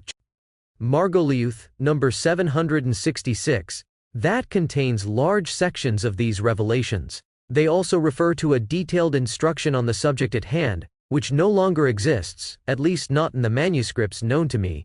Folio 107 reads, "You will instantly understand the whole mystery of the lower world, and the mystery of the upper and lower, mystical and worldly, silver and gold, and once you know the great science, you will instantly know how to make, in effect, without difficulty in the lower world, each of the 7 kinds of metals. And this is the science of alchemy, which is the science of the Godhead, as you will understand when you reach it, in these revelations. And who does not know the science of the upper world Kabbalah beforehand cannot practice it, alchemy. Mercury is named as the material to use with the 7 types of metal. The next sentence in the manuscript, most of which is corrupted, assures the adept that he could put the result of his labor into the fire or under the hammer 1,000 times, evidently without any harm. And one must perform the work in secrecy so that no one in the manuscript no tree sees it except for the one who processes it or works with it, because this is the power of the work, that it would die in -1 instantly otherwise. And I, for example, God will tell you further below the secret of the transmutation, and with it you will find your livelihood and live like the masters, and no other art will be required than this, so that you can devote yourself to my Torah." The continuation on folio 1076 states that the Sefirah Binah is the mystical gold of the true Kabbalah, and the secret of the smelting or purification Hebrew, mam, of the true Kabbalist metals is contained in the mystery of the Godhead. This authentic mystical alchemy has a counterpart, the manuscript continues, in the alchemy of impurity known to non-Jewish scholars. Thus there are men among the sages of peoples with an impure soul who attained it, the mystery of the transmutation of metals. And if in the ancient days the sages of peoples with an impure soul stepped forward, it is up to you to step forward on the side of Kabbalah. And you, the recipient of these revelations, will need the knowledge of these secrets in the time to come, when the hardships are so great that no one will be able to live without it. The ending corresponds to the dominantly apocalyptic view of the author, who believed that the messianic time was imminent. Of course, the equation of Kabbalah with true alchemy, which so distinctly makes an appearance here, should not come as much of a surprise to this author, since he has identified other disciplines he values such as astronomy or spherical trigonometry with the mysteries of Kabbalah as well. One can find an earlier passage about alchemy, albeit one less extreme in its formulation, in folio 9ab. It serves as an explanation of Jacob's ladder in the Bible, on which the angels were ascending and descending. Great and mighty things will be revealed in the secret of the ladder, namely, how you will ascend in the secret of the ladder, and that is the secret of the verse, and angels of God were going up and down on it. And here the secret of nature will be revealed to you in the going up and down, because the secret of the going up and down is the secret of the science of the Godhead. And herewith the secret of the upper mystical gold and silver, and the secret of the lower worldly gold and silver will be revealed to you as you can bring it forth in actuality and in nature out of all 7 kinds of metals, and this is the true science of nature, which consists of the mystery of the ladder. Measured against these astonishing comments by Titusach, which anticipate the later identifications of the Christian Kabbalists, statements of the 16th and 17th century Kabbalists on metals using alchemical ideas represent a step backward. An overview of relevant examples makes this clear. The Philosopher's Stone, the title of a fictitious book allegedly written by Sadiah ben Joseph Gaon of Sura, and cited in the commentary on the Sefer plus Ira by Moses ben Isaac Botarel, a Spanish philosopher and Kabbalist writing in Provence, proves only that Botarel knew about this alchemical concept from oral or written sources. Botarel was notorious for his tireless inclination to invent titles and quotations from non-existent books. Around 1530, the Spanish Kabbalist Meir ben Ezekiel ibn Gabai, who was active in Egypt or Turkey, wrote an allegory about gold and silver to elucidate the 2 human drives toward good and evil. He does not write about the transmutation of metals. I was unable to verify M. Giedman's allegation that Zacharias the Hebrew, Prince Guizolfi, the founder of the Judaizing sect of Russia, who followed Prince Mikhail Olelkovich to Novgorod, was much sought after for his ostensible knowledge about the Kabbalah and alchemy. Naturally, there is some mention of Jewish alchemists in the 15th century. The metal arts of a David Rabi of Weiden, extracted from the Hebrew, are mentioned in several later compilations. 79. See his Avodat ha-Kodesh, the first, 1980. See M. Giedman, Geschichte des Erziehungswesens und der Kultur der Juden, Vienna, 1888, Vol. 3, p. 156. On Practical Kabbalah. This is evidently a reference to Rabbi David from Vienna. In 1420, a Jewish alchemist named Salomo Tublan entered the service of the Landgrave of Lichtenberg. In neither case, however, is there any mention of a connection to Kabbalah. In the narration of his wanderings in search of the philosopher's stone, Salomon Trismosin, the teacher of Paracelsus, recounts a meeting in Italy in 1480 with a Jew who understood German and practiced alchemy with an Italian tradesman. Their art, however, turned out to be fraudulent. In 1482, a Marrano, Spanish crypto Jew from Jativa possessed not only magical books but also Hebrew alchemical writings. There are other sources that lead to Kabbalah, for instance, a text on the 7 ranks of demons, from the 16th century if not earlier, contained in a manuscript in the British Museum, Margoliouth, No. 845 fols. 89-94. There, in chapter 5, it is stated that the 5th king of demons, named Makabal, is also the Jinni of alchemy. It is quite possible that this text, like so many other treatises about the different ranks and princes of demons, originates from the early Middle Ages. The information in chapter 9, paragraph 3 of Moses Cordovero's 1548 Kabbalist Compendium Partis, Rimonim, Krakow, 1592 fol. 69a, has Kabbalist, alchemical characteristics. Here, in order to explain a certain passage in the Sefer Yezerah, Cordovero recites from an unnamed source a kind of alchemical process in which stone, like particles, most likely scale, are formed in. 82nd, there is a report on this by Geis in Ostbergische Grenzmarken, Passauer Jahrbuch 1st, 1957, pp. 11-16.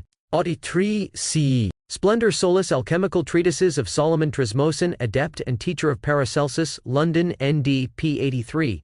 Vierundsechzig F. Baer, Die Juden im Christlichen Spanien, Berlin, 1936, Part 1, Vol. p. 513. Heated simmering water. Speculating on the Zohar passage discussed above, 2.23 billions. The anonymous author of the Galei Razaya, written in 1552, possibly in Safed, goes much further by addressing 6 of the metals discussed therein: gold, silver, iron, lead, copper and tin, and their relationships to each other. He does not mention brass, which he did not seem to have understood. If he had, he would not have named iron as the sospita of gold. He explains the magical powers of the metallic Yadua bird, which is discussed in Zohar 3.184 billions, with the correct combination of the 6 metals used in its creation. What is remarkable here is that the mixture of metals may produce impure powers that, as could be concluded, need to be overcome by separation. Writing in 1570, Simeon Labi, the North African rabbi of Tripoli and author of the Ketem Paz, Livorno, 1795, a barely explored large commentary to the Zohar, is amiably inclined toward alchemy. About Zohar 1.249 mentioned above, he remarks, "From this we can gather that nothing from the natural sciences was concealed from the sages of the Zohar. Because they knew the cause and essence of all things, they also knew that nothing exists in the natural world without having roots in the upper world. Know that gold and silver are identical according to the nature of their origin, their element and or 7. Pay no attention to those who say that they are 2 separate things. For they see that there is one mineral from which silver comes, and one from which gold comes, and thus they say that there is a difference between them. But that is 85 cf. The incomplete edition of the Galei Razaya, Mohilev 1812. Fols. 28d-29. The alleged Chaldean sources of the story in the Zohar might be connected to the pseudo-Nabatean sources of the Sefer Ha-Tamar. Both deal with the fabrication of oracle devices in the shape of a bird, under the influence of astrological, alchemical views. Not so, for there is no difference between them except for their color, for the essence of gold is silver at first. And according to the places where silver comes into being, there are minerals that are exposed to the heat of the sun, and as a result of their strong exposure, they become, in the course of time, red and turn to gold. 4. As the heat increases, the white color changes and becomes red, just as you can see it happen with the fruits of trees. The side exposed to the sun turns red, while the other side, not exposed, remains white or green, for the sun reddens or blackens or whitens according to the nature and disposition of each thing, and likewise for minerals. Those minerals that are exposed to the sun and facing in a southerly direction are colored red, while those that do not receive much heat from the sun remain white. Thus, they are named differently on earth, gold or silver, depending on the difference of their location during the absorption of red color. You should know, however, that in truth, they are one thing and undistinguishable, except in their location. Thus you find also that the wise men among the masters of alchemy do not concern themselves with other metals, nor do any work with them, but only with silver to make it red, for those two metals exist on their own, but have a common origin, as we were told by men of truth coming from Ophir, here perhaps East India. They found a mineral, which was half gold and half silver, because it did not ripen sufficiently under the warmth of the sun, and they melt it down to let each, gold and silver, come forth from it separately. And I am writing this in order to make known to you there the sages' wisdom, for nothing remains hidden to them. Thus Simeon Labi thinks something of alchemy. He even bends the Kabbalist symbolism in favor of the alchemical one when he asserts, a few lines further down, that the Kabbalists too call gold sun and silver moon. 86. This is, in fact, the symbolic language of the alchemists. His assertion regarding the Kabbalists is, however, highly doubtful and, as far as I can see, based solely on an allegorical reinterpretation of Zohar 1.249 billions, although that is certainly not its literal meaning. As we will see later, even the author of the Eshmi plus Aref, who certainly would have been receptive to such ideas, has not dared to adopt the alchemical moon symbolism of silver. Not until 2 generations later did Abraham ben Mordecai Azulai, who like Labi was born in Fez, Morocco, where alchemy played a large role, adopt this symbolism in his commentary to Zohar 3.184 billions, which talks about Bullock's magical bird. Here, indeed, gold and silver are linked to the sun and the moon. The passage in Azulai's commentary, however, seems to be derived from the Zohar commentary by Moses Cordovero, who does not mention such an association of silver with the moon in his dictionary of Kabbalist symbolism, Pardes Rimanim. Chap. 23, Foon. Ayal. Hayyim Vital, the most influential of Isaac ben Solomon Luria's disciples, has a completely different relationship to alchemy. About Luria we know nothing with certainty in this regard, however his disciple who survived him by 86, see Labi, Fo 1. 298 billions, for another pertinent passage on the mystery of colors, in relation to the metals and the corruption of iron by philosophers, for example alchemists. 87th see Azulai's Zohar Commentary or Hajj Lama, Presemisal, 1898, Vol. 4, Phone. 47a. Notations from the 14th century in Miss Paris 806, Foon, 97 billions, relate the moon and silver to each other symbolically. 88. In Sha'ar HaGilgulim, Jerusalem, 1912, Foon. A. Vital mentions the herb muscatella, Arabic, Akil Dabab, which is able to bring about the alchemical transmutation to gold. He claims to have learned about several herbs from his teacher. Such an herb is also known elsewhere, albeit under different names, and seems to have originated in Arabic tradition. Abraham Chamoy, Abraham Shalom Hai, a collector of Oriental Jewish traditions, gives, around 1870, this account: When I was young I wanted to gain knowledge in alchemy. Almost 50 years. He died in 1620 in Damascus, left several testimonies relevant to our discussion. In his autobiographical notes, which he assembled under the title Sefer Ha-Bezionot around 1610, and preserved in his own handwriting, the complete text was published in 1954. Vital says that Laria saw the following sentence from Exodus 31:4 written on his forehead: to make designs for work in gold, silver and copper, to point to my sins, that I have neglected the study of the Torah for 2.5 years while being occupied with the science of alchemy. And in the preface to his much later tractate on Kabbalist ethics, Sha'arei Kedusha, Vital complains about people occupying themselves with things that mix good and devil, truth and lies, or that are generally null, duarim betilim, by referring to magical remedies, the science of alchemy, and the practice of using amulets and conjuration, without being specific about which category they belong to.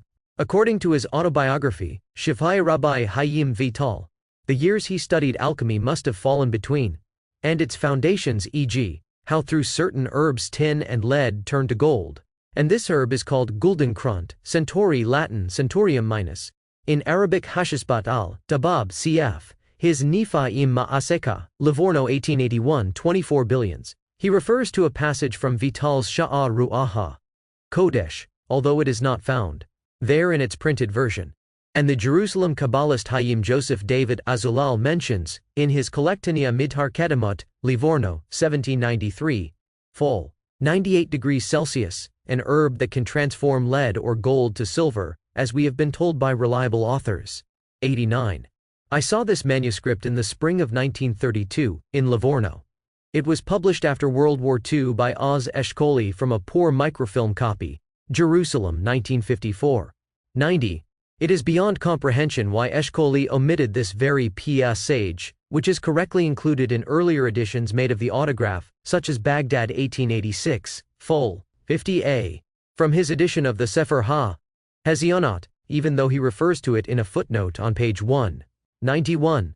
Thus in the preface to the first edition, Constantinople, once 1734, Vital also proves to have general knowledge in chemistry in his Sha'ar HaMizvor, Jerusalem, 1905, fols. 380 and 42 billions. 1567 and 1569, thus before he met Luria, since he speaks there of neglecting the study of the Torah for 2.5 years when he was 24. This statement can indeed be confirmed with another manuscript, without a doubt an autograph by Vital, wherein he collected magical practices and alchemical metallurgical recipes.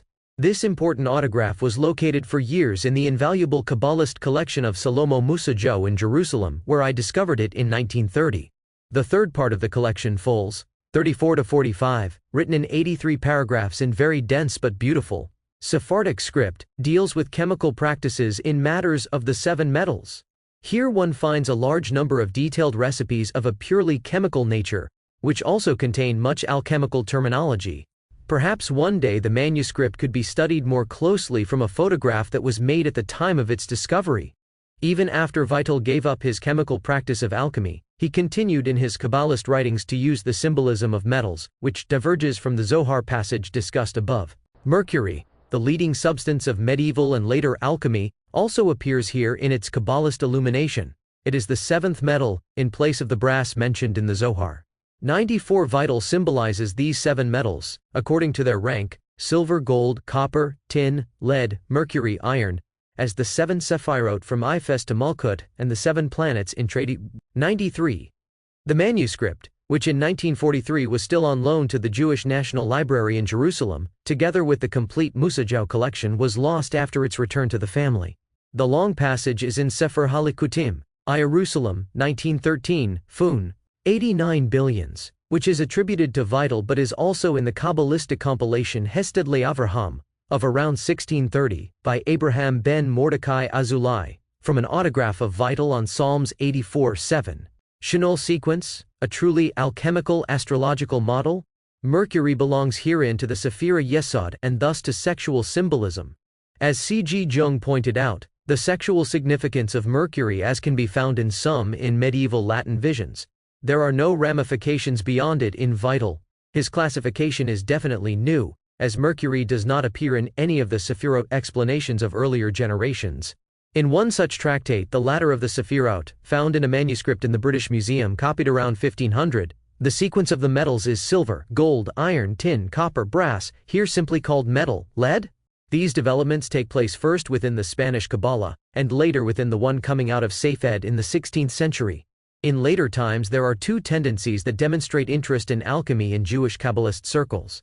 In the Occidental Kabbalah of the 17th century, we have the comments of the Prague physician and Kabbalist Abraham ben Shabbatai Sheftel Horowitz in his work Shefatal, printed in 1612. While generally explicating Cordovero's thoughts in great detail, in certain chapters not relevant here, it falls back to the ideas of Luria. At the end of chapter 3, fols. 6c to 37d, there is a rather elaborate Kabbalist theory of alchemy, wherein the doctrine of the transmutation of metals is developed as it is known by the sages of alchemy, in relation to the 95 According to Vital, the forces of the four spheres or worlds of the Kabbalah, the olamim, are ascendento metals as well, the lowest of the worlds. Olam Asiya. The world of making, also called Olam Kelipat, the world of husks, is assigned to silver, while gold corresponds to the Olam Habaraya, the world of creation, cf. Vital, Arba Meot Shekel Kesef, Krakow, 2886, Fo 1, 9 degrees Celsius D. On the four worlds of the later Kabbalah, see my book, Kabbalah New York, 1978, pp. 116-22, 96, cf. Egg Jung, Mysterium Conunicenis, pp. 309 degrees Fahrenheit. Elsewhere in this book, quicksilver is distinctly female, whereas mercury has a phallic aspect. Cf. also the corresponding symbolism in the Esh, discussed further below. 97 in Ms. British Museum, Margoliouth 1047, Fol. 231, Interaction of all worlds, and the Sefirot itself. It also attempts a new reasoning for the priority of gold over silver, using the 16th century doctrine of the four worlds, in which each of the 10 Sefirot is repeated. According to its structure, the highest of these worlds, that of the emanations, is assigned to gold, while silver is the dominating symbol in the next lower world. Between 1620 and 1640, Joseph Solomon Delornedigo, a Cretan from Candia who traversed Europe for many years and made a name for himself as a physician, Kabbalist, and philosopher, authored many, mostly unpublished, texts. The beginning of a treatise by Delmedigo on the Philosopher's Stone and the Elixir of the Philosophers is preserved in a manuscript at the Jewish Theological Seminary in New York. It was to have 10 chapters, of which only the first 7 pages survived. Regarding the extent to which alchemy spread among the Jews of Morocco, there is evidence all the way up to the 20th century. Even there, alchemy and Kabbalah often go hand in hand. A manuscript in the Gaster collection mentions a scholar and saint from Jerusalem who attempted the great work, Hebrew, Malaka, al-U. In December of 1928 I saw, in the Badhab manuscript collection in Jerusalem, a single folio, written around 1700 in Moroccan cursive script, which contains alchemical tinctures in Hebrew. Also around 1700, the Moroccan Kabbalist Jacob Catan occupied himself with alchemy, about which he wrote a didactic poem in Arabic, using Hebrew letters. If we can believe Jacob Moses Toledano's identity. 98. A complete translation of this long passage is still needed. 99% on Delmedigo, see a Geiger, Biographio Salomo Delmedigos, Berlin, 1840, who rightly has pointed out the internal contradiction in the author's attitude toward Kabbalah. The author explains the failure of the attempt with reflections of a demonological nature. Ms. Gaster 1055, now in the British Museum, Fols. 42 billions, 43, a. Since the time of the destruction of the temple the world became jumbled, and thus also the natural relationships have become confused by demonic forces. Fication of the author. P. The manuscript, which I examined in January 1929, contains no Jewish material, only quotations by Arabic authors such as Jabir ibn Hayyan, Khalid ibn Yazid, and al-Iraq I. I do not know the whereabouts of the treatise, which comprises almost 50 pages. An independent, and thus twice as evidentiary testimony by an African Jew to the widespread alchemy of Morocco, can be found in a report of the noted theologist Johann Salomo Semler of Halle, of which I have only second-hand knowledge. A North African Jew who visited Semler in his last years told him that alchemy was widespread among the Jews of Morocco. The rest of the conversation, however, appears to have been apocryphal gossip. Del L02. In Jerusalem, at the end of 1924, I made the acquaintance of an octogenarian Moroccan scholar, Makhluf Amselem, also Amselem, who was a Kabbalist, as well as a theoretical and practical alchemist. Amselem showed me 2 large codices that he had compiled, one on Kabbalah, the other on alchemy. He told me that in his youth he had been the court alchemist for the Sharif of Morocco. I later found proof of this in Notes sur l'Alchimie à Fès, 1906, an essay by G. Salman, who by 1904 had seen Amselem's codices in Fez. He reports therein that Amselem became the court alchemist for Sultan Mulay al-Hassan, who dedicated all of his spare time to the study of alchemy, albeit more for magical and occult purposes than in search of the philosopher's stone. 3. According to Amselem, 101 more of Jacob Catan can be found in Joseph ben Nairn, Sefer Malkei Rabbanan, Jerusalem, 1931, Fol. 64a. The large manuscript described by M. Gaster in the Jewish Encyclopedia Vol. I, pp. 328 ff. originated in Morocco around 1600. 102nd. I have only second-hand knowledge of this report, from S. Rubin's very meager Hebrew text on alchemy, Ibn al-Fakamim, Vienna, 1874, pp. 91-92. Rubin does not name his source, but it is probably the 4th or 5th issue of Semler's Unpartische Sammlungen zur Historie der Rosenkreuzer, Halle, 1788, of which I was only able to FMD the first two. 103 G. Salmon, in the Archives Marocaines, Vol. 7, 1906, pp. 451-62. The Sultan had collected about 2,000 alchemical manuscripts, and was trying to seize Salem's codices as well. The alchemical treatises I saw were in Arabic language but written in Hebrew letters.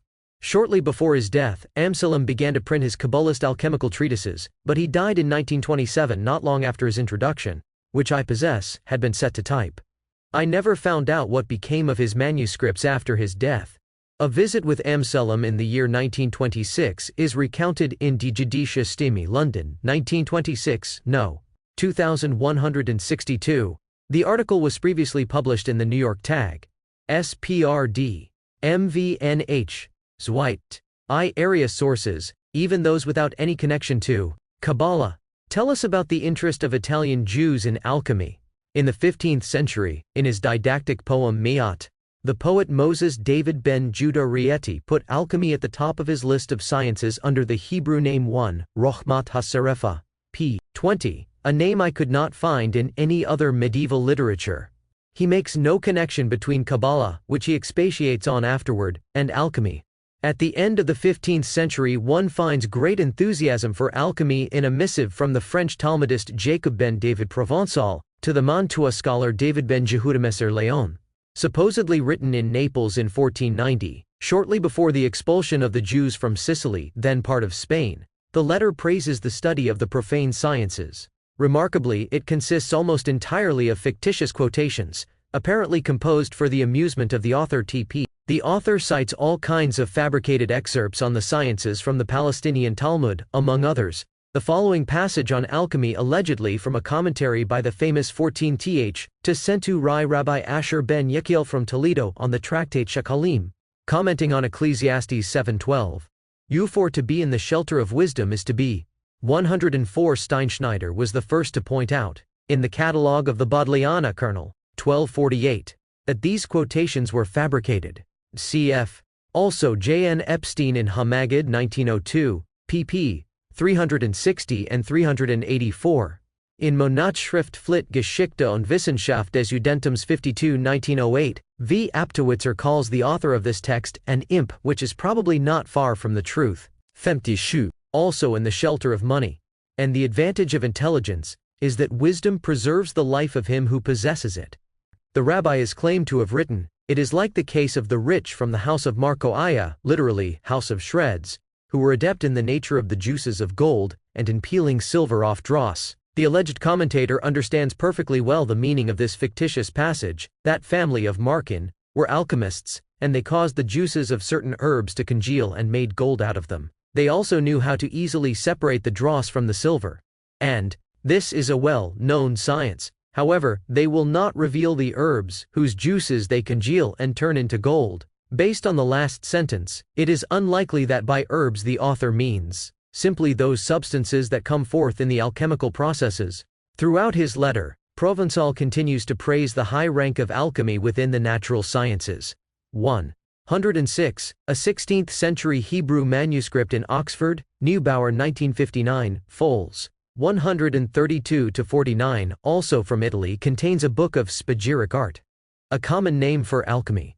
We know from a number of sources about a rabbi and alchemist by the name of Mordechai Daneo, or, according to another reference, Danel, which became distorted to Dedel, who came from the Duchy of Milan, about whose career we know only from the time he spent in Poland, Bohemia, and Germany, where he must have stayed for some time, since he not only wrote in German but composed many German-language poems, albeit awkwardly. Danello is known as a follower of Paracelsus from a manuscript entitled In Cementa et Gradations Theophrasti Paracelsi Interpretatio Mordachis Danel Judo, identified by K. Sudhoff in Kassel. W. E. Puckert, from this source, published a verse by Danello, perhaps more of a 106 Ibid. p. 70, dictum, in praise of Salomon Trismosin, the alleged teacher of Paracelsus, which sounds quite mystical. Study now where you are from, and you will see who you are. What you study, learn, and are, that is what you are. Of all that is outside of us is also inside us. Amen. Beneath the poem is a reference to Danello's residence in Poland, Mardochius Nel Judaeus, residing in Krakow in the year 1573. Either before or after his stay there, we find Danello working as an alchemist in Dresden at the court of August I, the Elector of Saxony, who reigned from 1553 to 1586. An avid and active adherent of alchemy, the Elector had a magnificent laboratory built in Dresden, the so-called Gold House. A manuscript preserved in the Dresden archive, although only in an authentic copy from 1779, describes the manufacturing of red geld ore, that is, the red tincture of the alchemists. It also contains prophecies about the fate of the Elector's successors. The Elector is said to have written the following in the margin of the original manuscript: "We saw with our own eyes the works and labors made by Mardochai Rabbi Danel from red golden ore, and described hereafter. We spent, from beginning to end, 41 weeks on the entire work." August 107.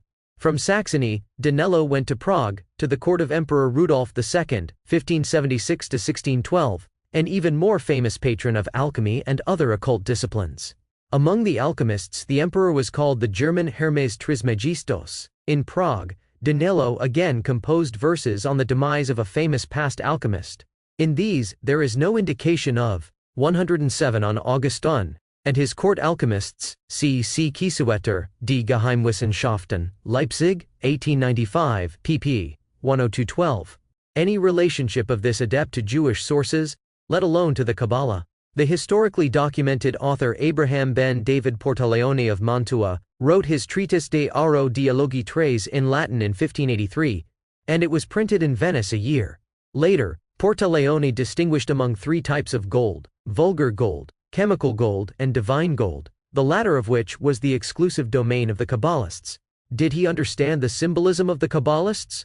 As far as I can gather from the literature, I have not yet seen the original book. He does not go into any detail on the subject. Around the same time, Abraham Jagel, a Jew who later converted to Catholicism under the name of Camillo Jagel and worked as a censor, became interested in the connection of Kabbalah to alchemy, albeit without immersing himself very deeply into the Kabbalist material. Jagel refers to, among others, the previously mentioned writings of Abu Afla, which had already been much quoted in Likutim, the preserved manuscript of Collectinia by the philosophizing Kabbalist or Kabbalizing philosopher Yohanan Alemano, a contemporary and acquaintance of Pico della Mirandola. It is worth mentioning here the alchemical interests of three generations of a prominent Jewish Italian family, Judah Aryeh, also known as Leone Modena from his Italian writings. 108 Cell. Thorndike, A History of Magic and Experimental Science, New York, 1964, Repar. Of 1923 ff. ed. Vol. 5th p. 645, 109 C. Jagel's Beth Ja'ar Lebanon, from which 1.5. Reggio included excerpts in the Karam Hemed, 1836, Vol. 2, pp. 49-50. 110 Alemano was interested not only in Kabbalah but in any and all occult knowledge, which his Collectania in Miss Oxford, Neubauer 2234, clearly attests to. In this way he resembles the members of the circle around Marsilio Ficino in Florence, which he was acquainted with and which held him in high esteem. On alchemy as a true science, see the introduction to his commentary on the Song of Songs, Beshek Shelemo, Halberstadt, 1860, Fol. 36b, and the notices from the Collectania in the Karam Hemed, 2, p. 48, was one of the most famous figures of his time. We know of his calamitous life from his own unusually frank, almost merciless autobiography, a testimony rare in Hebrew literature. He was an opponent of the Kabbalah. His uncle Shemaiah, who ran a pawn shop in Modena at the end of the 16th century, was attracted to alchemy, but it cost him his life. A Christian lured him, under false alchemical pretenses and promises, into bringing him all the silver and gold from his shop, and Shemaiah ended up murdered and robbed. Modena, born 1571, was introduced to alchemy in 1603 by the physician Abraham Eli Cameo, who 12 years later became rabbi of Rome. Alchemy was an occupation, which, according to Modena's own account, involved a great deal of money. In December 1614, Modena's oldest son Mordecai, the object of his undivided love, turned full-time to alchemy at the expense of his Torah study, working with the highly adept Catholic priest Giuseppe Grillo in Venice. Modena writes, Mordecai exerted himself greatly, and became well versed in it to the point where all the masters of that science, who had become old and aged in it, marveled at what a youth like him knew of it. Finally, in the month of Iyar spring 1615, he set up for himself a house in the Ghetto Vecchio in Venice, and made all the preparations necessary for the work, and he repeatedly performed there an experiment that he had learned and tried in the house of the priest, which consisted of making 10 ounces of refined silver out of 9 ounces of lead and 1 ounce of silver. And I saw this and tested it twice as it was done by him, and I myself sold the silver. And I knew that it was true, even though it was a matter of great effort and exertion, and it required 2,5 Monat Schrift für Geschichte und Wissenschaft des Judentums 38, 1894 p. 42, and in Modena's autobiography Sefer il-Laye Yehuda, ed. Abraham Kahana, Kiev, 1911, p. 12 months each time. The end of the matter was that we were able to earn about 1,000 ducats in a year. Nor was this all, for I too spent my life trying to understand such things. And I would not have misled myself had sin not caused it. During the feast of Sukkot 5376 fall 1615, suddenly much blood flowed down from Mordecai's head to his mouth, and from then on he ceased performing that work. For they say perhaps the vapors and the smokes of the arsenics and the salts that enter into it injured his head. And he stayed thus for 2 years until his death, doing some easy things. I-12. I have quoted Modena's account at length because his description of his son's alchemical experiments may relate to the experiments of Rabbi Mordecai discussed below, who also used arsenic in the making of silver. An alchemical Kabbalist treatise that has survived in translations, the original is lost, and played a role in the non-Jewish alchemical literature after the work of Christian Knorr von Rosenroth is significant to our assessment, and requires examination in the context of the interest of Italian Jews in alchemy. In his Bibliotheca Hebrea, Hamburg, 1721, Johann Christian Wolff lists the alchemical book Eshmi plus Rf, Purifying Fire, whose title he translates erroneously as Ignis Purgans rather than Ignis Purgantus, as it is in Malachi 3:2, where this gold-smelting fire is compared to the day of the Lord. As his source, Wolff gives Detlev Kluwer, an author generally hostile toward alchemy, who discusses the text in his Historische Anmerkungen über die nützlichsten Sachen der Welt from 1706, p. 172 ff. I was not able to inspect this rare book until 1979 in 112 Ibid. p. 30 from 1603, and p. 34 from 1614. A letter written by Modena to Abraham Cameo on the subject of magic in 1605 is printed in L. Blau, Leo Modenas Briefe und Schriftstücke, Strasbourg, 1907, pp. 83-84. English translation taken from R. Patai, The Jewish Alchemists, Princeton, 1994, p. 400, trans. Berlin. In it are several excerpts from Knorr von Rosenroth's book, which will be mentioned below, pp. 172-75. However, the title of the essay, The Gilden Kabbalah of the Jews, How to Transform Metals According to the Sefirot to Create Gold and Silver, does not correspond to the content of the book, in which the 10 Sefirot play only a symbolic role in relation to metals and are not applied directly to the process of making gold. Kluwer also claims that UBUS hold this book in such high esteem that no Christian is worthy of knowing its content or reading it. As evidence for this, he cites that not long since an insolent Jew had uttered this very opinion all around the exchange, probably in Hamburg, where Kluwer worked. And what mythology, after all, Kluwer himself received all his knowledge from a Christian source.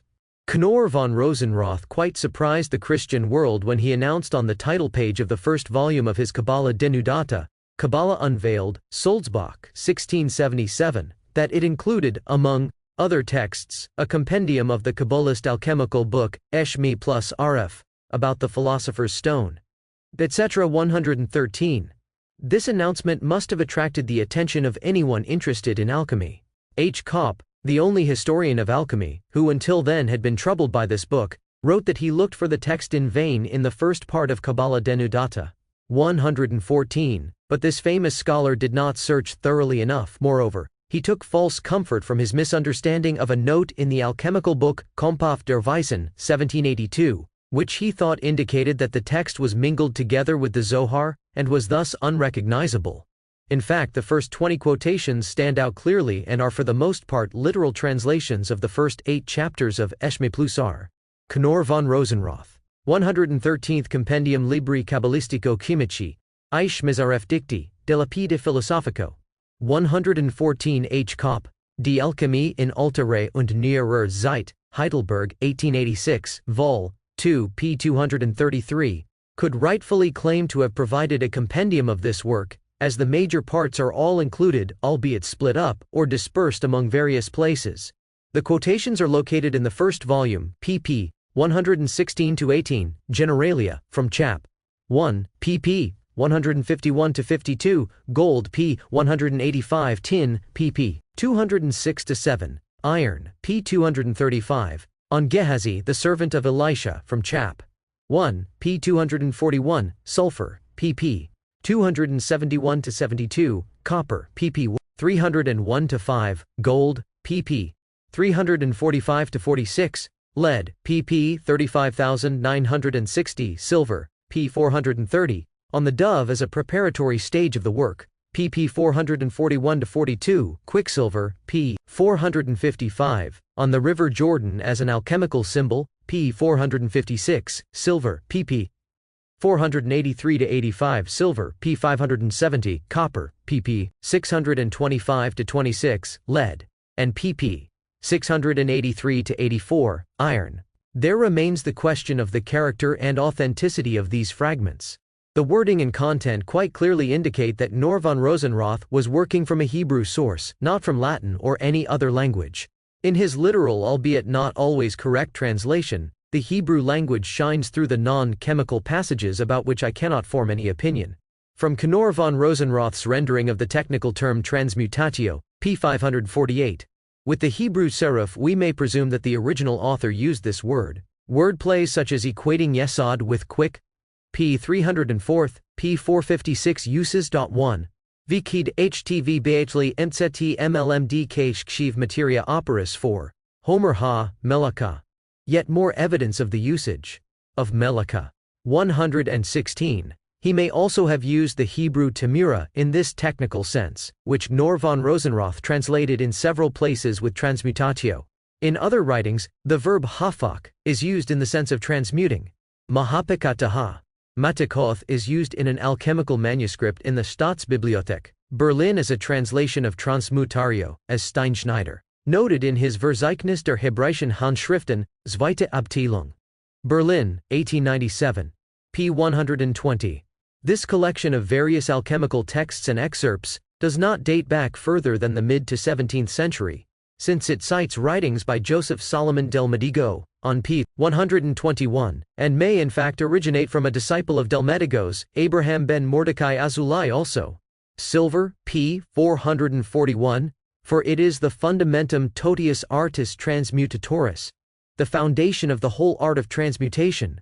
Presuppose a Hebrew text. The author, who was well versed in the Talmud, understood Latin, as is evident from his explanation of the word asperka as quicksilver, following Rashi's commentary. In the Gemara, Tract, Gittin, Fo 1, 69b, for it is equal to aqua spherica kia spacera mundana profluit, spherical water that flows from the mundane sphere. Spherica, with an aleph prostheticum, would certainly conform to this Hebraic word image if one were to confuse the consonants kaf and q ot, as is frequently the case in Hebrew with foreign words. Thus a correct explanation is here supported by an incorrect reading, p. The content of the text speaks even more clearly. The first chapter apparently contained an introduction, from which arguably the main part is quoted. The order of the second through the 8th chapters is clear. The text, it is not apparent whether it contained any more chapters, was arranged by metals in the following sequence: gold, silver, iron, tin, copper, quicksilver, and sulfur. It had 3 parts, a purely Kabbalist part pertaining to the mystical symbolism of metals, and their relation to the Sefirot, incidentally, without quoting the Zohar more than once, a purely chemical part recounting certain processes and operations, essentially without any relation to the other parts, and finally an astrological part, evidently at the end of each chapter, which describes planetary amulets of the respective metals. This latter part provides relevant information about the origin of the text and uses this verb in that sense. Aloysius Wiener von Sonnenfels uses the verb shina for he transmuted, for example, on p. 107, in the Hebrew sections of his Splendor Lucis Vienna, 1744. Likewise, Knorr von Rosenroth used alterar on his frontispiece. 117. The reading with the consonant s, resh, which is already old and even used in the Talmud Mizmunich, Heber. 95 is based on a misreading of the graphically very similar consonant, dalet. The correct form was aspadika, is related, more or less serendipitously, to the first by way of the unrestrained use of gematria, numerology. The introduction presents Elisha, the disciple of the prophet Elijah, as an exemplar of natural wisdom and a despiser of worldly goods, which is taken, 1 pp. 117 and 151, from an interpretation of an episode on Naaman, in 2 Kings 5-6. This is followed by a synopsis of the chapters to come. But know that the mysteries of this chemical wisdom do not differ, or are not far, from the supernal mysteries of the Kabbalah. For just as there is a reflection of predicaments, predicamenta, in the side of sanctity, so there is also in impurity, and the Sefirot, which are in the Aziluth, the highest world, are also in the Asiya, lowest world. Yes, even in that kingdom commonly called minerals, though on the supernal region its excellence, excellentia, is by all means greater. Therefore the place of Keter, the first Sephira, is here occupied by the metallic root, radix metallica, which contains nature, deeply concealed and in great darkness, and from which all metals have their origin.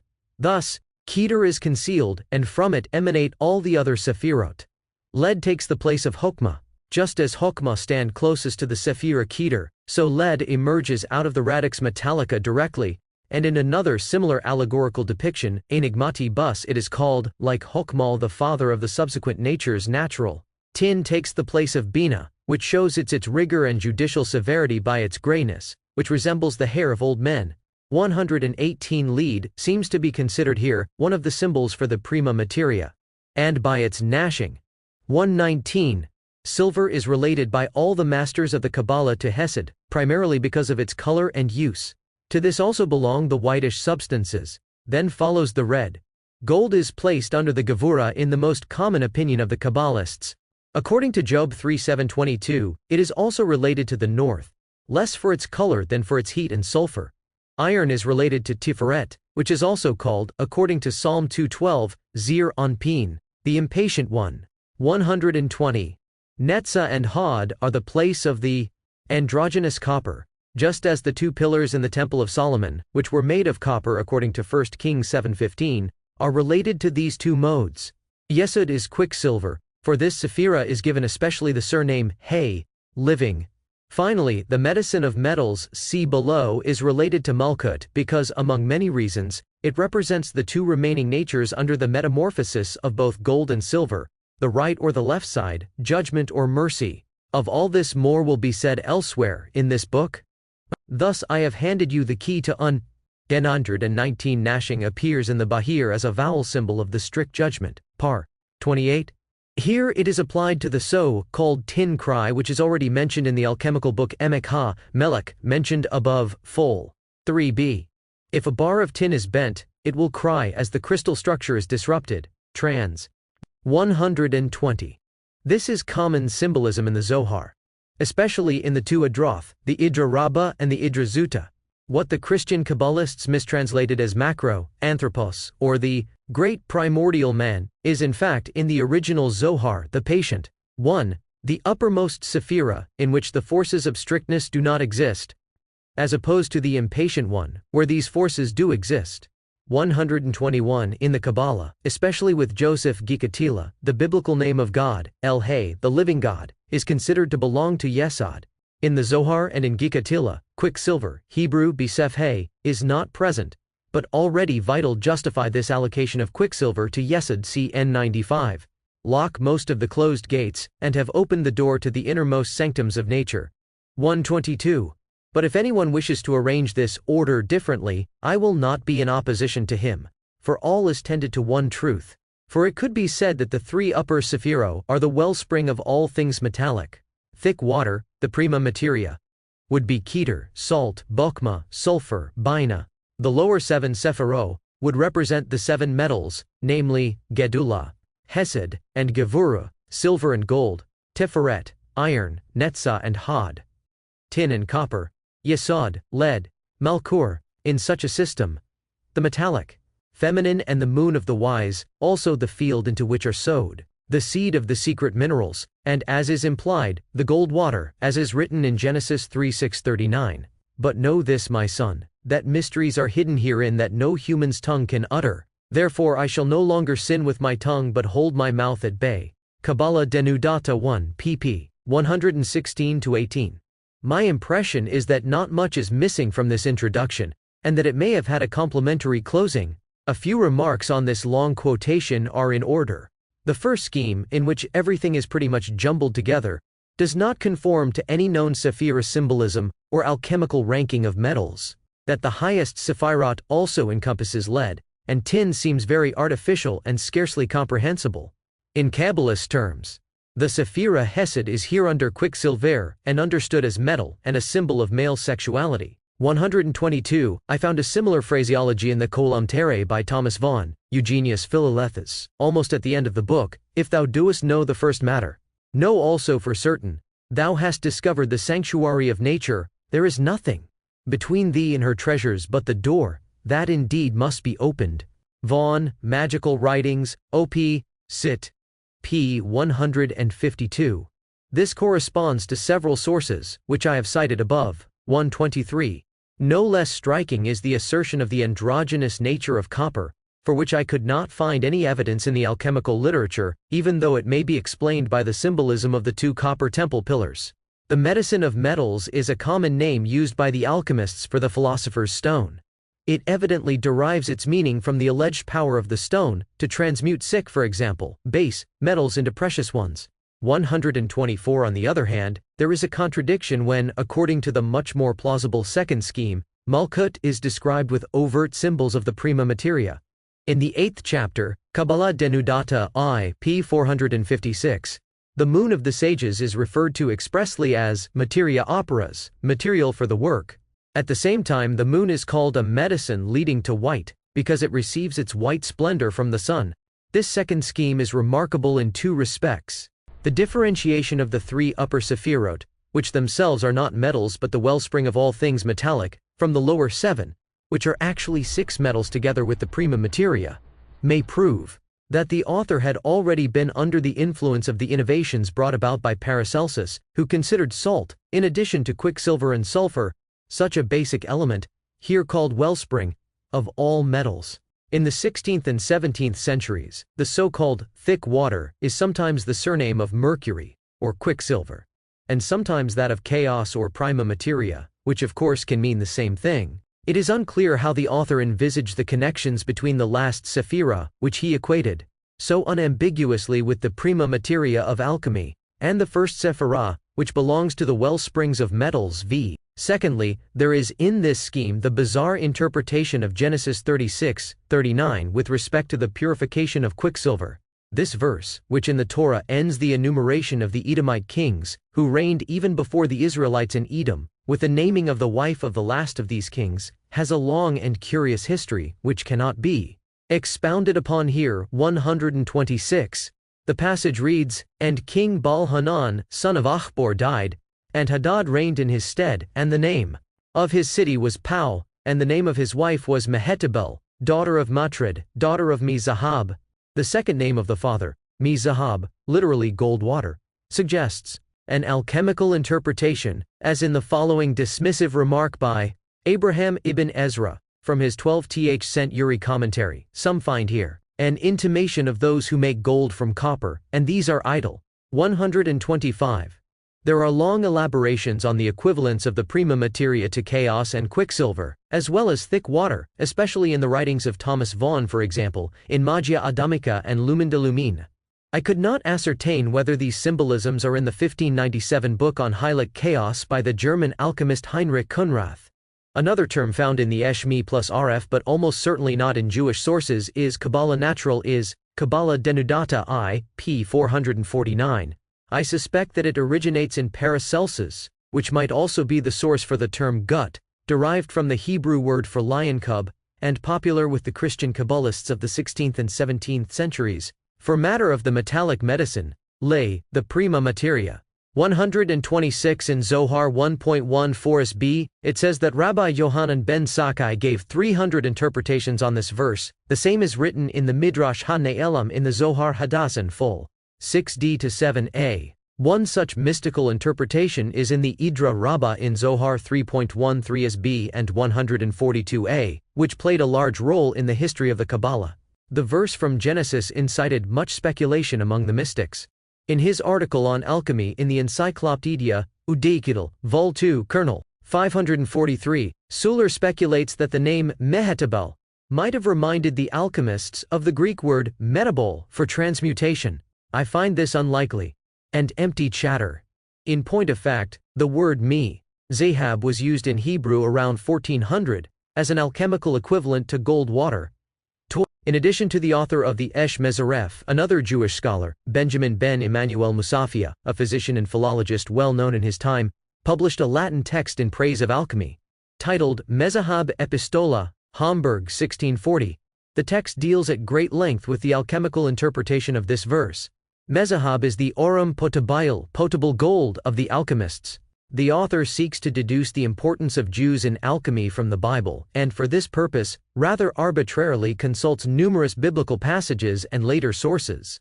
In doing so, he also uses an alchemical interpretation of the golden calf, a popular motif with Christian alchemists of the time. I did not find a connection to the Esh Mezaref, the 127 Bereshith Rabbah about Genesis 3:6-39, ed. Theodore, pp. 999 to 1000 par.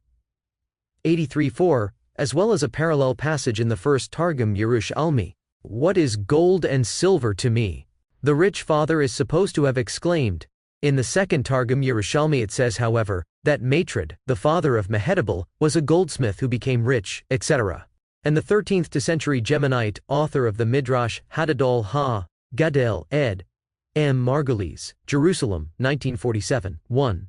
p. 615, says that Matred was the world's first goldsmith, without referring to the next name, Zahab. Using this as his source, Nathaniel ibn Jasaja, also from Yemen, developed in 1327 the thesis that Matred was an alchemist, cf. his Nirab Ulam, ed. Kafi, Jerusalem, 1957, Arabic, p. 156, 128. The very rare text by Musafia is reprinted and discussed in Johann Jakob Schutz's Jüdische Merkwürdigkeiten, Frankfurt 1714, Vol. 3, pp. 329-39. It contains no alchemical material.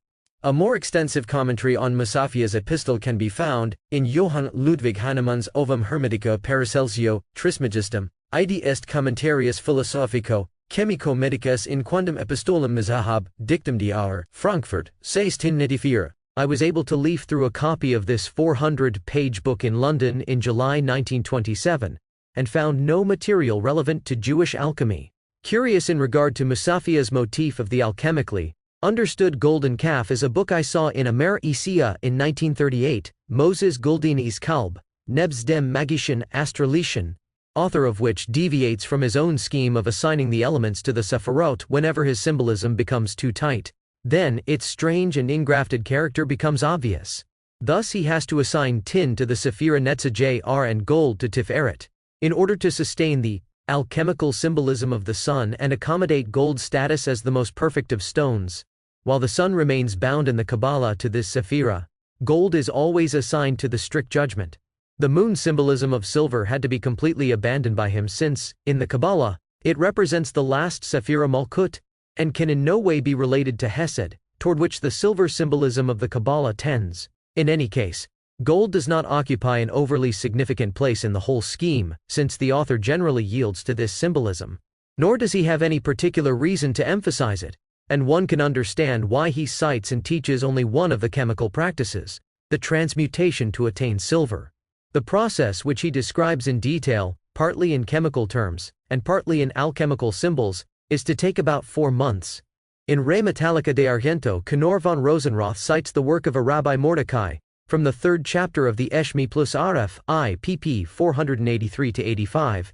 B. Suler identifies him as Mordecai, the son of Leon Modena, who transmuted lead to silver and perished from alchemical processes. If the assumption that Modena's son left behind writings of his own were indeed correct, our text would have to be dated between 1620 and 1660, and Knorr von Rosenroth would have gotten hold of it not long after it was written. Nothing else, however, speaks for such a late date. We know with certainty only that the author philosophischen absonderlich den kabbalistischen Feuer, wennedelst welchem letzteren Moses, der Mann Gottes, dieses girdene Kalb zu Pulver zermalmet, aufs Wasser gestübet und den Kindem Israel zu trinken gegeben, Frankfurt, 1723. The author does not refer to Masafia. Instead, he draws amply on the first volume of the Kabbalah Denudata in order to give his book a Kabbalist gloss. Used the Cremona edition of the Zohar 1560, since he refers to its pagination ton p. He was moved by a passage at the end of the Zohar on the responsibility of the true physician to search occult books for the mysteries of the healing of creatures by means of alchemy. Only a historian of alchemy could determine whether an analysis of the chemical processes described in the text would help to date it more precisely. I am unable to identify them in other writings. In any case, they represent the typical mixture of scientific and mystical alchemy. In terms of its terminology, the Hebrew text of the quote, likely of Italian origin should be highly interesting. However, I have not been able to reconstruct it completely. At the end, Mordecai adds the following. This should be compared to the writings of the Arab philosopher, for he dealt with arsenic in greater detail. Indeed, arsenic plays an important part in this process. The Arab philosopher is not Jabir ibn Hayyan, Latin, Geber, but rather Ibn Sina, Latin, Avicenna, De Anima in Arte Alchemiae, a rather elaborate text that was attributed to him, deals at length with the 4 spirits, one of which is arsenic. P. Rabbi Mordecai may have known the Latin translation of this book.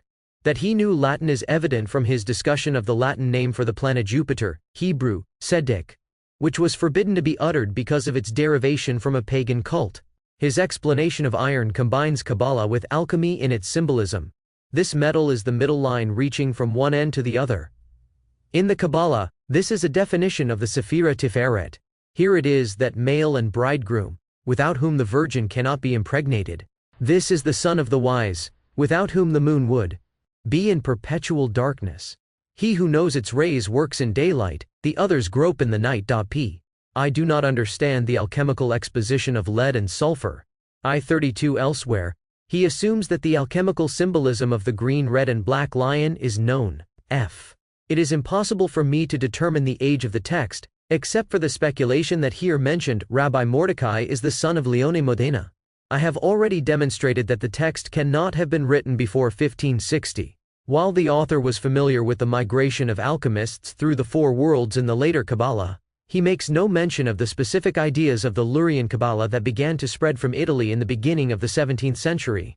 The unrestrained use of gematria, even in its most excessive forms, would point to a later date, while the form the book takes of addressing a disciple, which was used less frequently by later Kabbalists, would suggest an earlier date. It is also important to consider the 3rd astrological part of the book. Knorr von Rosenroth's source provides the magic square kamea, amulet for each metal, with the numbers referring to the corresponding planet. P. This conforms to the classical astrological tables. However, most of the actual squares differ from those found in the older. In particular transmutations, its sulfurous nature does not come forth, but together with other sulfurs, especially of the red metals i.e. iron and copper, it reduces thick water. The materia prima, if duly terrified into gold, so also into silver, if it is carried over into the subtle nature of thin water by quicksilver, which can easily be done also with tin. According to p. 345, lead is also regarded as the primordial salt, sal primordialis. 133 Kabbalah Denudata I, pp. 151-52. 134 cf. Kabbalah Denudata I, pp. 271, 304, 359, 443, 625, 677, and 684. Astrological Magic of the Middle Ages, preserved in a Hebrew manuscript, Munich 214, Fols. 145-46. I arranged the table of these correlations below according to the traditional planetary system, not the Kabbalist system of the Sefirot. Row number Sephira of Planet of the Magic Square Metal Sephira Metals, Vital. Saturn lead Nokma Nod. Jupiter 4 Tinbina, and Netza. Mars 5 Iron Terrat Malkut. Sun 6 Gold Gavura and Tr Gavura. Venu Copper Head Tiferet. Mercury Quicksilver, Yesod. Moon Silver Besed. It becomes clear from this table that Noor von Rosenroth's symbolism did not originate in Kabbalist circles, where the sequence of the Sefirot would have undoubtedly determined the numerical order of the squares, but rather in astrological circles, where the order of the planets is determined by their reverse proximity to the Earth, as it was understood at the time. Evidently this was done with conscious systematical intent. Already the fact that Saturn is here related to Chokmah while the Tikkun Zohar, around 1300 for instance, related it to the lowest Sepharot Yesod or Melkut attests to its incompatibility with the old Sephira symbolism of the Kabbalah. 135th. I believe, however, that the origin of these planetary amulets can be determined with certainty. They only penetrated Jewish. 135 in this way. The two passages on Saturn in Tikkunim 70 Fol. 1216 and 132 billions are understood by Jacob Zevi ben Naphtali Jolis, in his Lexicon of Kabbalist Symbolism, Kehilat Yaakov, Lemberg, 1870. S. Shabtai. Circles through the well-known book by Cornelius Agrippa of Nettesheim, De Occulta Philosophia, which was published in its entirety for the first time in Cologne in 1533, a date that accords with the assumed date of the Esh. The subsequent editions, published in Paris, 1567, and Lyon, 1600, found an especially large readership. Agrippa introduces this entire symbolism, with the exception of the sun, exactly as found in our text, for the first time into wide circles of the Occident, although it had been known since the 14th century. He dedicates an entire chapter, chapter 22 of Book 2, to it. He quotes neither directly from the Arabs from whom it likely derives, nor from the Kabbalists, but simply from magical books, that is, from manuscripts related to the magical text Picatrix, Gayat al-Hakfam fil Sir. 136. Had he used Kabbalist sources, an author such as Agrippa, who was obsessed with the Kabbalah, would not have failed to allude to that fact. Agrippa's planetary characteristics are completely unfamiliar to Jews, and were likely invented by him. On the Jewish side we have the Sicilian rabbi Nissim Abulfarash, the father of Flavius Mithridates, Guglielm Raimundus Moncadalp, the famous translator of Kabbalist and Arabic texts, who attests to his having 137 on Flavius Mithridates, an extraordinarily learned convert. C.U. Casuto in Zeitschrift für die Geschichte der Juden in Deutschland 5 1934, pp. 230-36, and C.H. Rzebski's comprehensive analyses of Mithridates's Kabbalist translation in his Pica della Mirandola's Encounter with Jewish Mysticism, Cambridge Ma, 1989. See also the introduction by G. Bussi in the first volume of the complete Kabbalist Library of Giovanni Pico della Mirandola, The Great Parchment, Flavius Mithridates Latin translation, the Hebrew text, and an English version Berlin and Florence, 2004, pp. 13-48, trans. Practiced magic. He also had a gold amulet of the sun made, depicting on one side the typical image of a lion, and on the other, a magic square that according to Agrippa's table and earlier Arabic sources, represented Saturn. The contradiction to the systemization of numerical squares according to the planetary order is evident here. This Sicilian rabbi, possibly of Egyptian or Syrian descent, did not yet know the later scheme. There is no evidence that the author of the Es Mefaref understood Arabic and drew directly on Arabic sources. That he understood Latin has already been demonstrated above. Had he been under the influence of a Latin source, it would have been that of Agrippa, if not a later one. Indeed, our text seems to be the only book that assimilates Agrippa's ideas. Since it had limited distribution and left no trace in the Jewish literature, it may be said that it was premature of authors such as Athanasius Kircher in Setipus El Egyptiacus, published in 1653, a quarter century before the publication of the Kabbalah Denudata, and others after him to pass these planetary amulets off as Kabbalistic. P. The author of the Mefaref himself nowhere characterizes his text as Kabbalistic. All but one of the magic squares cited by him match those of Agrippa, the square of the sun, namely, of gold. Here the author substitutes the sum of the numerical rho, with the sum 216 in order to emphasize the relation to the lion, the symbol of strength, and the Sefirot Gevurah. The Hebrew word for lion, Ari, has the numerical value 216. Thus Agrippa's scheme was changed in one detail in favor of the Sefirot symbolism. Thus we seem to be dealing in this text with a Kabbalist alchemical syncretism, the use of which one would not put past a learned Italian Jew from the time between the years 1570 and 1650. Following the prevailing Kabbalist symbolism, the text, as mentioned before, speaks less about the making. 138 Kircher describes these planetary squares in detail in his Arithmologia sive de abditis numerorum mysteriis, Rome, 1665. Of gold, then the general transmutation of metals, and specifically, the creation of pure silver from impure base metals. The various Kabbalist, chemical and astrological elements are only loosely connected. This singular attempt to connect the three shows more than anything else how little they have in common, and how difficult it is to link specific aspects of Kabbalist symbolism with alchemical astrological symbolism, as we have seen above with Osef Taitazak.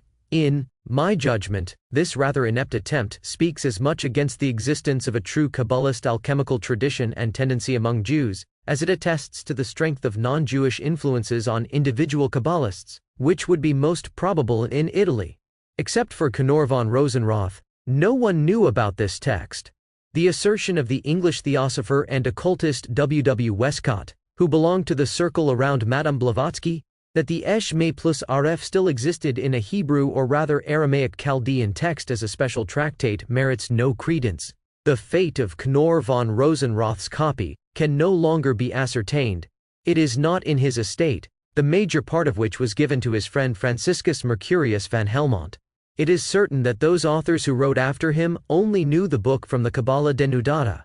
For those friends of alchemy who could not afford Knor von Rosenroth's expensive Latin opus magnum, or perhaps did not read Latin, an anonymous author who called himself a lover of philolethas, made an English translation entitled A Short Inquiry Concerning the Hermetic Art, addressed to the studious therein, to which is annexed a collection from Kabbalah denudata and translation of the chemical Kabbalistical treatise, entitled Jesh Mazaref 01 Purifying Fire. Published in London in 1714, the book contains the Latin text of the fragments, as well as their English translation p. in a copy at the Jewish National Library in Jerusalem. The original owner, Daniel Cohen d'Azevedo, a contemporary who belonged to the Portuguese Jewish community of London, wrote that he received his book from the author whom he identified as Robert Kellam. A reprint, revised and in some places corrected, was published by Westcott under the pseudonym Saper Aude, with a preface in which he writes about the book. The Mezaref is almost entirely alchemical in its teachings, and is suggestive, rather than explanatory in its words. The allegorical method of teaching runs through it, and the similes have to be kept carefully in mind, otherwise confusion will result. Several alchemic processes are set out, but not in such a way that they could be carried out by a neophyte. Any attempt to do so would discover that something vital was missing at one stage or other. 140. Since the text no longer existed in its entirety, it should be no surprise that pseudo-epigraphy soon set in. The impossible assertions in their titles alone speak for their inauthenticity and for belonging to the 18th century. Many of the manuscripts were offered for sale in the 1786 catalogue of the Viennese book dealer Rudolf Graffer. In this catalogue, a commentary on the compendium of Mezaref, with a preface, was offered, written by Leander de Meer, an otherwise unknown author. There is also a golden Kabbalah of Jews, as well as instructions of the Sefirot about how the transmutation of metals is to come about, which seems to go back to Kluver's title. The pretentiousness of this title is nothing compared to the mysterious text that J.K. Huysmans invented in the 6th chapter of his novel L.A. Boss, where a great Satanist took from one of the shelves of the library a manuscript which was none other than the Mezaref, the book of the Jew Abraham, and of Nicholas Flamel, restored, translated, and annotated by Eliphas Levi. The mysterious manuscript, in which all texts are jumbled together, is printed in the supplement, pp. 407 ff. To la Clef des Grands Mystères, Paris 1860, by Eliphas Levi. Alphonse Louis Constant, 1810 to 1875, and was dreamed up as a rediscovered text of the Esh Mezaref, whereby the great mystagogue, who today still has his readers, proves himself to be a true descendant of the old alchemical, mystical pseudo-epigraphy. Thus Knorr von Rosenroth was able to allude to this function of the Kabbalah as mystical alchemy in a verse of the Latin dedication, which prefaces his book in the form of an explanation of the allegorical frontispiece. Alterat abstrusos minerarum in cord meatus. It changes the abstruse course of the minerals in the heart. Little is known of Jewish alchemy after the composition of the Esh Mezaref, and even less of any connection to Kabbalist ideas. We have already dealt with Moroccan alchemy. Here and there one finds alchemical recipes for making gold or for coloring metals in later manuscripts, especially in Collectanea of so-called practical Kabbalah, a term that in the Hebrew parlance means nothing other than magic. The authenticity of a report about an adept in Hamburg named Benjamin Jesse is highly dubious. An anonymous informant, who claimed to have been taken into Jesse's home from a foundling hospital, reports that Jesse lived so solitarily that no one knew of him. When he died in 1730 at the age of 88, his adopted son received a handsome bequest, while the remaining assets went to 2 cousins in Switzerland. Among those were a can of weighty scarlet colored powder, scrapings from the Philosopher's Stone, and something comparatively less valuable. 141st J.K. Heisman's, Down There, New York, 1972, p. 76. Namely 4 large crates filled with gold bullion. Kopp, who read this report, rightly assumes this to be a fictitious tease to make the mouths of the alchemists water. 142. The report also gives an accounting of the adept's last day, including his reciting Hebrew psalms and drinking a little Malvasia wine shortly before his death. There is, however, no Benjamin S. buried in the old Jewish cemetery in Hamburg. Why? In contrast, is Samuel Jakob Hayyim Falk, widely renowned in his time as Dr. Falk, and even more famous under the moniker Baal Shem of London. 144 Falk was born in either Firth or Podhas about 1708, and died in London in 1782. The numerous contemporary reports and polemics on him can be amended and verified by his own manuscripts and the diary of his famulus. 145 It seems certain that he was, at the same time, a Kabbalist, a practicing magician, and an alchemist. But about his alchemical practices we have the least concrete material. For one, there is the independent testimony of his disciple Rabbi Tobia ben Yehuda from the Krakow region, who in 1773 told the Hebraist and diarist Ezra Stiles at Yale University that he himself had seen the Philosopher's Stone and the transmutation of metals. That Stiles's conversational partner came indeed from London, where he might have seen such practices at Dr. Falk's, is authenticated. As esteemed as the 142 Kopp, Opt Sit. Vol. I.P. 95th. 143. It is not listed in Anto Grunwald's book, Hamburgs Deutsche Uden bis 1811. Hamburg, 1904, who based his research on old gravestones, especially those of the cemetery of Ottensen. 144 cf. H. Adler and Transactions of the Jewish Historical Society of England, Vol. 5, 1908, pp. 148-73, as well as C. Roth, Essays and Portraits in Anglo-Jewish History, Philadelphia, 1962, pp. 139-64. 145 in the Adler Collection at New York Theological Seminary and the Library of the London Beth Din. Cf. A. Neubauer, Catalogue of the Hebrew Manuscript in the Jews' College, London and Oxford, 1886, Nos. 127-30, p. 27. 146th C. Achiel, in Studies in Jewish Bibliography, History and Literature, in honor of Edward Kiev, New York, 1971, pp. 85-89. Baal Shem of London was in non-Jewish circles, even within the aristocracy, as controversial was his reputation among the Jews. It was tainted not only by the dark aura of magic but by the even darker, presumably not baseless, accusations of being a crypto-Shabbathayan. When he died in 1782, the epitaph on his grave praised him as an accomplished sage, an adept in Kabbalah. The famous Jerusalem emissary and eminent scholar Hayyim Joseph Azulai, however, spoke out against him with profound disapproval when the highborn Marchesa de Croix told him in Paris that she, a non-Jewess, was taught practical Kabbalah by Falk. Considerably more dubious was the reputation of 3 men who practiced alchemy in the last quarter of the 18th century. The first one was Jacob Frank, the founder of the Frankist sect, about whom I have written elsewhere.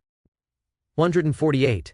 We know that he set up alchemical laboratories, first in Brunn and later in Offenbach, and that he referred to alchemy several times in his instructions to his disciples. To the outside world, however, Frank and his nephew Moses Dobruska, whose alchemical activities cannot be doubted, were feigned Catholics. Dobruska, who converted to the Catholic faith in 1773, was elevated to nobility in Vienna in 1778 as Franz Thomas Edler von Schönfeld. 150. Together with Ephraim. 147 N. H. Webster, Secret Societies and Subversive Movements, London, 1924, p. 188. 148 G. Scholem, The Holiness of Sin, Commentary 51, January 1971, p. 68, Redemption Through Sin, in the Messianic Idea in Judaism and Other Essays on Jewish Spirituality, New York, 1971. Jacob Frank and the Frankists, in G. Scholem, Kabbalah, New York, 1987. 149th. Jacob Frank is supposed to have had such a laboratory, as is documented in the second volume of A Kraus, Frank, Bund Frankisi Polsi, Krakow, 1895, p. 73. Frank speaks in several places of his Book of Words of the Lord about alchemy, which is preserved in a Polish autograph, for example in par 254. Just as the entire world seeks and wishes to make gold, so I wish to transmute you to refined gold. 150 On Dobruska, C. G. Scholem, Du Frankisme au Jacobinisme la vie de Moses Dobruska alias Franz Thomas von Schönfeld alias Junius Frey. Joseph Hirschfeld, who did not convert, he became one of the main conspirators of the Knights of St. John the Evangelists for Asia in Europe, a secret society of Freemasons. That was much talked about in Germany and Austria between 1783 and 1790, not least because it was the first German-speaking fraternal order to accept Jews. 152. The writings of these Asiatic brethren, as they were commonly called, some published in print, leave no doubt about the alchemical tendencies of the group. They did not derive, however, from Jewish Kabbalist tradition, but are connected with the Rosicrucianism of the late 18th century, about which I will speak below. There is no doubt that beyond their rather modest alchemical proclivities, these four men also had Kabbalist, or rather heretic Kabbalist convictions, but from a Jewish perspective, they were clearly mere marginal figures at or beyond the boundaries of Jewish tradition. Trans. N. Deutsch, Paris, 1981. 151st On Hirschfeld, see my essay in the Yearbook of the Leo Baeck Institute 7, London, 1962, pp. 247-78. 152 CFJ, Katz, Jews and Freemasons, Cambridge, 1970, pp. 26-53. An Alchemist's Laboratory as pictured in Heinrich Kunrath's Amphitheatrum Sapientiae Etymai, Hamburg, 1595.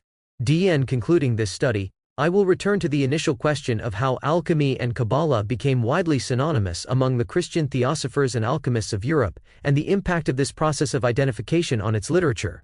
Two elements were primarily responsible for this questionable transition from the Kabbalah to alchemy, as it occurred after 1500 and particularly after 1600. There is a third element, the market criers, which I am setting aside here without minimizing their influence. To them apply the words of H. Kopp in reference to certain types of alchemical Kabbalist works. Here, Kabbalah was only the bait, mostly already employed in the titles, to lure curious readers into buying books by authors who knew nothing about this sort of occult knowledge. 153 It is difficult to ascertain from Kopp's somewhat ironic remarks, made after the publication of the Kabbalah Denudata, whether he felt there were other elements that contributed to a true connection between alchemy and Kabbalah. In any case, the following comments will pursue a different course. One could say that Pico della Mirandola's sensational thesis, duly condemned by the Pope, that Kabbalah and magic were two sciences that more than any other prove the divine nature of Christ, was the starting point for this identification. 153 Kopp, Opt. Cit. Vol. 2 p. 232. 85. Of Kabbalah with other disciplines. In the case of Pico, it was a matter of introducing Kabbalah into the symbolic world of the Florentine circle around Marsilio Ficino, and their pursuit of a religion and tradition common to all mankind. For Pico and his followers, such as Johannes Reuchlin, Cardinal Egidio da Viterbo, the Franciscan Francisco Giorgio, and the learned convert Paulo Riccio, it was not yet about alchemy. But the two elements essential to this process of transition did indeed originate, if not yet in systematic form, in his writings, namely, in the Christian reinterpretation of Kabbalah and magic, as he understood it. The natural magic of the 16th century, which was based primarily on the occulta philosophia of Agrippa of Nettesheim, is of course already far removed from Pico's concept of magic. It instead absorbed medieval aspects of angelology, demonology, and necromancy. In his great work, which was intended to integrate all the occult sciences, Agrippa, influenced by Reuchlin's two books on the subject of Kabbalah p. identified Kabbalah largely with magic. He adopted certain elements of speculative Kabbalah that fit into his occult system, sometimes making highly incorrect associations, as in Book 3, Chapter 10, in regard to the relation of the seven Sefirot to the metals. Agrippa did not possess an in-depth knowledge of the Kabbalist teachings and symbolism, but he stood his ground, welding together Jewish medieval and Christian angelology and demonology. Every one of his faithful disciples, and there was no shortage of them, could characterize the Pythagorean nature symbolism, in good conscience, as Kabbalist. It should not come as a surprise that soon after Agrippa, especially in the second half of the 16th century, there was a stream of novel cosmological and cosmogonic ideas, most of them derived from scholarly speculation and the 154 de Verbo Mitifico, Basel, 1494, and De Arte Kabbalistica, Hagenau, 1517, existing framework of natural magic. P. In the area of alchemy, the influence of Agrippa is especially reflected in Stefan Michelsbacher's Sive Speculum Artis in Natura in Alchemia, Augsburg 1616, reprinted several times. Its alchemical Kabbalist tables have nothing to do with Jewish Kabbalah. It should also be noted that the notion of Kabbalah as the lowest kind of magic art has to be attributed to Agrippa's well. When Agrippa's learned magic lost its credibility in the scholarly world, it entered the lower social groups naturally much simplified, or rather brutalized, and thus still continues to play a role to this day in Western magic literature, often glorified as Kabbalah. These are the connections that have emerged most vividly from the research on the Faust myth and Faustian magic books. The relationship of natural magic to Kabbalah, which lacks any alchemical momentum, can be determined quite precisely, but I cannot explain the relationship of Paracelsus to the connection of alchemy, magic and Kabbalah based on my own studies. The ambiguous position of the most important occultist of the 16th century on Kabbalah, which Paracelsus knew from Reuchlin's and Agrippa's writings, requires its own study, for which I do not have the necessary resources here in Jerusalem, in particular, the large critical edition by K. Sudhoff. Two major works by Puckert, that deal in depth with Agrippa, Paracelsus and their disciples. Pan-Sophie, 1936, and Gebalia, 1967. Leave me at a loss on the question of Paracelsus's position. I am hopeful that some other critically inclined scholar will one day tackle this complex problem. 20 years ago, a friend and I paid an unforgettable visit to the wonderful mystical library of Oskar Schlag in Zurich. 155 described in detail in W.E. Puckert. Pan-Sophie, Stuttgart, 1936, cf. Also F. Secret, Les Kabbalists chrétiens de la Renaissance, Paris, 1964. 156 see primarily C. Kiesewetter. Faust in der Geschichte und Tradition, Leipzig, 1893, especially Vol. Zweit. Where I pulled from the shelf a volume of the Sudhoff edition of Paracelsus's works, my eye immediately fell upon a sentence that began with the words, "The devil, the great Kabbalist that he is." Was it a coincidence? Much later I learned that Paracelsus differentiated between a devilish and a divine Kabbalah. One he condemned, the other he raised heavenward. From the equivalence of experimental magic with Kabbalah in Agrippa and his school, the alchemists eventually drew the conclusion that the natural, experimental yet occult processes of alchemy could also fall under the collective term of Kabbalah. Similarly, the more mystically and theologically disposed among them could use the Christian Kabbalah for the identification of both heterogeneous disciplines. The expression Christian Kabbalah is not yet used by its first representatives named above. It first surfaces as the title of a didactic poem by the Franciscan Jean Thenot, La Sainte et Très Chrétienne Kabbale, that, though dedicated to King Francis I of France, did not appear in print until our time. In the numerous printed texts of that kind from the 16th century, this terminology is missing, as is, by the way, any clear connection to alchemy. The definitive blending of these elements emerges most assertively in the large folio of Heinrich Kunrath of Leipzig, 1560 to 1605.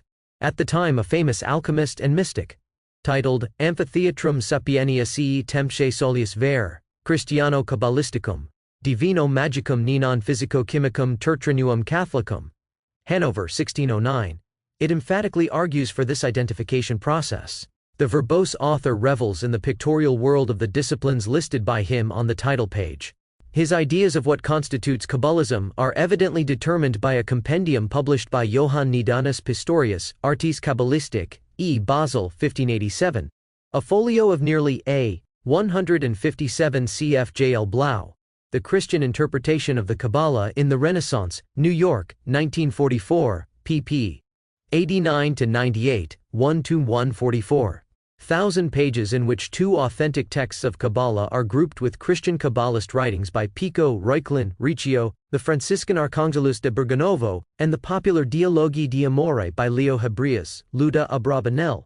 All this heterogeneous material, which has nothing or very little to do with authentic Kabbalah, is accepted by Pistorius as Kabbalist without, as far as I can see, naming any sources. Kunrath's interest in alchemy, especially if mystically understood, was overwhelming and forms the theme for his earlier writings. In one of them, which was distributed widely, he treats the rich symbolism of the Heilic chaos as the prima materia of alchemy, and thus contributes to the analogy made between God's 7-day work of creation and the respective stages of the great work of the alchemists. ISS. The full-page allegorical engravings of Kunrath's work, which were published separately several years earlier, were considered in alchemist and theosophist circles as important representations of Kabbalah. These engravings also fell into the hands of Jacob ben Hayyim, the famous Kabbalist of the Lurian school, apparently while he was still in his crypto-Jewish Marrano period in Spain, before he openly converted back to Judaism in Salonika. He makes fun of it in one of his polemical writings against falsifications of the Christian Kabbalah. He does not mention Kunrath by name, but his description leaves no doubt about the identity of his source. L. 159. This engraving was printed separately after 1602. Kunrath's posthumously published De Igne Magorum, Strasbourg, 1608, included as an addendum an anonymous report of a Kabbalist about the 4 figures of the great amphitheatri Kunrati. I have not yet seen this report. 160. I published Femolge's polemics against this engraving in Kirjath Sefer 27, 1951, p. 108. The highly regarded lexicon Alchemier by the Paracelsus disciple Martin Rulundfe, published shortly after Kunrath's work, was rather cautious in its judgment, while in the following decades Kunrath's identification was almost taken for granted. Another identification of Kabbalah with alchemy, dating from around Kunrath's time, occurred in the interpolations of Pierre Arnauld de la Chevalerie, which was inserted into his first edition of Nicolas Flamel's Livre des Figures Hieroglyphiques, Paris, 1612. Describing the folios of the alleged papyrus book, which Flamel had discovered, Arnauld put the words into Flamel's mouth that no one would be able to understand alchemy without having an advanced knowledge of their, for example, the Jews' traditional Kabbalah, Kabbalah traditive, and assiduously studying its books, even though the work of alchemy is introduced here with great diligence and skill. 162. Around the same time, the Paracelsus disciple, Franz Kieser, who had knowledge of Kunrath's unpublished writings, combined Kabbalah and alchemy in a similar way. He published a kind of distillation of Paracelsus's doctrines, Kabbalah Chemica, Frankfurt, 1606, in which it says that magic is the philosophy of the alchemists and belonging to this, a preferred part of the Kabbalah, true to Paracelsus, distinguishing of course between a devilish corrupt Kabbalah and an unflawed one, which is none other than the highest completion of true philosophy. In the same book he declares, like Flamer's interpolator, and later Thomas Vaughan, it can clearly be assumed that no one will attain the summa arcani, the sum of all secrets, in eternity, unless he is experienced in magic and Kabbalah. This comes very close to Kunrath's sentence that Kabbalah, magic and alchemy shall and must be combined and used together. 163. The mystical conception of alchemy found its most influential expression shortly after, in the writings by the so-called Rosicrucians, which began to be published in 1614, especially the Chemische Hochzeit Christiani, Rosenkreuz, which today is acknowledged to be authored by the Swabian theologist and theosophist Johann Valentin Andrea, 1586–1654, who, as an enthusiastic youth, had dreamed of a mystical reformation of Christianity. Whether or not there existed a true Rosicrucian brotherhood prior to the 18th century is irrelevant to our purposes, however. Some of the arguments provoked by these early Rosicrucian writings are significant here because of their lasting effect. Especially important for establishing the wide recognition of the link between Christian Kabbalah and alchemy and magic were the English theosophers, who actively participated in these debates and exerted enormous influence on the organization of Rosicrucianism in the 18th century. I am thinking here of Thomas Vaughan, 1641 to 1666, and the slightly older Robert Flood, 1574 to 1637. The equivalence of Kabbalist and alchemical symbols is pervasive in several of Flood's writings, whereby of course the making of gold is only a material symbol for the transmutation of mankind toward the stage of perfection in Christ. In Flood's tractate Truth's Golden Harrow, written around 1625-14, and in his last major book, Philosophia Moisaica, 1638, 1, finds, in a Kabbalist symbolism of the two forms of the letter Aleph, the alchemical transmutation of the dark prima materia into the brightly shining stone of wisdom. In his explanation of the Hebrew alphabet, Jacob Cohen, a 13th century Spanish Kabbalist from Soria Distin, gishes between a dark external form of the letters and a lighter, mystical one, symbolized on the parchment of the Torah by the white, blank space between the black inked shapes. Reuchlin, who had read this tractate in a Kabbalist manuscript, prompted Flood to adopt this alchemical reinterpretation, which appears frequently in the latter's writings. According to Flood, the precious stones on the breastplate of the high priest, which had already been interpreted mystically by the Kabbalists as lights, called in the Torah Urim Vitumim, the shining letters of the oracle, although its original meaning is no longer clear, allude to the process of transformation of the stones into the stone of wisdom, which is just this Urim. Thus, in addition to images from many other sources, alchemical interpretations of biblical verses and Kabbalist motives, probably going back to Pistorius, pervade Flood's writings. The same may be said about the tractates of Thomas Vaughan, which were still being read in the 18th century and which always combined and related both symbolic worlds. In his Magia Adamica, Vaughan states explicitly that the Kabbalah of the Jews is chimical and expresses itself in natural events, referring however to his source as the fictitious book of the Jew Abraham, whose revelations were based on Nicholas Flamel. These texts were all written about 25 to 50 years prior to the publication of the Kabbalah Denudata. It is only natural that kindred spirits such as these authors would find in Knorr von Rosenroth's work the confirmation of their long-fostered opinion on the harmony, if not identity, between alchemy and Kabbalah. But even 2 years after the first volume of the Kabbalah Denudata, which contains the Eshmi plus Aref, the Colum Sephiroticum Hebreworum by Johann Christophorus Stieb, Mainz, 1679, makes no reference to these new developments, and the sky of the Sefirot is here described exclusively by the means provided by Agrippa and the Compendium of Pistorius, with medicine and natural science, and embellished with alchemy. I am unable to say when the use of the two intersecting triangles of the hexagram were adopted by alchemists as a symbol for the alchemical connection of fire and water. It has been explained with the midrashic interpretation of the Hebrew word for sky, shamayim, as a combination of esh, fire, and mayim, water. In any case, around 1720, the symbol was already popular in alchemy. Puckert cites the hexagram in the circle as a magic sign used by Jews, allegedly in necromancy, whereby he refers to Paracelsus but concedes Iris notes that the respective drawing exists only in a handwritten marginalia in a copy of Husserl's edition of Parash Isus's writings, which Puckert used in Roclaw, 165.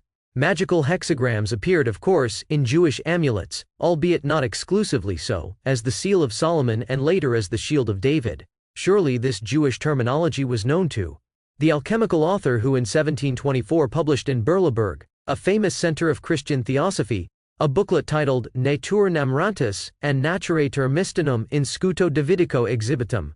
At the conclusion of this development stand two southern German theosophists in whose writings Kabbalah and alchemy are joined in a kind of intimate union, the formation of which I have been trying to describe. Both were markedly mystical spirits, who sought to unfold a universal symbolism. 165 cf. W.E. Puckert, Pansophy, p. 245. Where the pentacle and the hexagram are depicted inside a double circle, characters that Paracelsus says were still highly concealed among some Jews, for they accomplish everything, break all evil spells, are mighty against the devil, and more valuable than all figures, Pentacula, Sigilla Salomonis, because it is used in the name of the Most Supreme. The contradiction between this sentence and the two drawings is apparent. From the inscriptions, it is evident that they are in fact not Jewish, but rather of Christian origin. The pentacle is inscribed not only in Latin letters, with the Greek denotation for the name of God, tetragrammaton, but also with the name of Jesus in the older spelling, JHSUS. The hexagram is inscribed in Latin with the names of Adonai and Jehovah, all obviously incompatible with Judaism. They are Georg von Welling, 1652–1727, and the Swabian prelate and theosopher Friedrich Christoph Oettinger, 1702–1782, both men of great influence on their generation and the one succeeding them. Welling's main work fully discloses its nature on the title page. It was first published completely, as Opus Mago Kabbalisticum et Theosophicum, including, therein, the origin, nature, characteristics and usage of salt, sulfur and mercury described in 3 parts, and among several odd, mathematic, theosophic, magic and mystic materials. The production of metals and minerals on the ground of nature will be illustrated, including the main key to the work as a whole, and various strange Mago-Kabbalistic figures. In addition, there will be provided a treatise on divine wisdom and a special appendix OFA number of very rare and precious chemical ingredients. This book was lying on Goethe's desk at the time he joined the circle of Susanna von Klettenberg, and Goethe also describes it in the second part of Poetry and Truth. The intention of Welling was essentially the same as that of Paracelsus, who was resolved to relate the two lights, the light of grace and the light of nature, and demonstrate therein their efficacy. As Welling says in the preface, his ambition is not to teach physical alchemy, the making of gold, but rather it is directed at something much higher, namely how nature can be seen in God, and how God can be recognized in the same, and how furthermore from this wisdom, the true service of the creature as an ode thank-offering emanates toward the Creator. The voluminous book is dominated by theosophically reinterpreted alchemical ideas, but also interwoven with concepts by the Mago Kabbalists, whereby a total amalgamation of these two areas is achieved. The expression Mage Kabbalah reflects the continually evolving intertwining of magic and Kabbalah that has occurred since Pico, and which can be found in all previously encountered texts, and also in Jacob Bumme. Without a doubt, Welling, who was highly educated and literate, adopted some Jewish Kabbalist ideas, and also was well acquainted with Knorr von Rosenroth's Kabbalah denudata. Essentially, however, his notion of Kabbalah is not that different from Paracelsus and his school, and thus relates to Jewish tradition in name only.